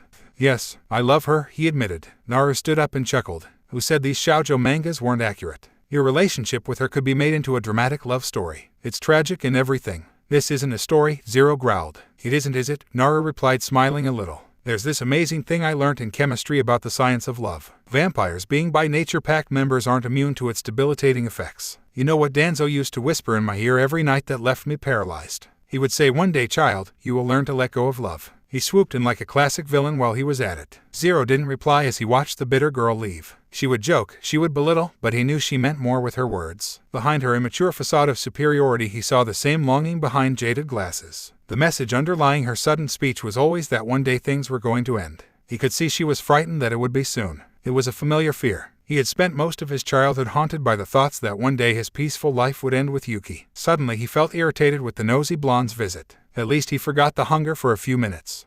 The news had reached the night class of Naru's return and they rightfully decided not to ask any further on the news received. Despite the years of classes taken together, one thing was certain, Naru was not a vampire. She may have been a creature of the night, much like them, but she was not one of them per se. Were it any normal character they would have decidedly become righteously hostile to her presence, but Naru was kind despite her cold behavior and many of the students had faced her kindness firsthand. It was not the simple kind of outgoing nature, rather the subtle gestures she displayed that told them she cared. Small things like covering for Ado if he made a voiced mistake in class, offering somewhat crude yet underlying caring words of advice, and even going out of her way to help during assignments despite her barely above average grades. They weren't necessary, nor were they even helpful, but she did them anyway. So out of silent respect of the kitsune the class assumed to piling class notes for her. It was meticulously done, sometimes with the occasional word of encouragement sneakily added into the notes, but for a group of sucking vampires it was the equivalent of a romantic sonnet. Similarly, the class made sure that Takuma knew they were there with him. Naru rightfully didn't come to classes even a weekend from her arrival, but they made sure to make Takuma the sweets that he and Naru loved so they could send him off.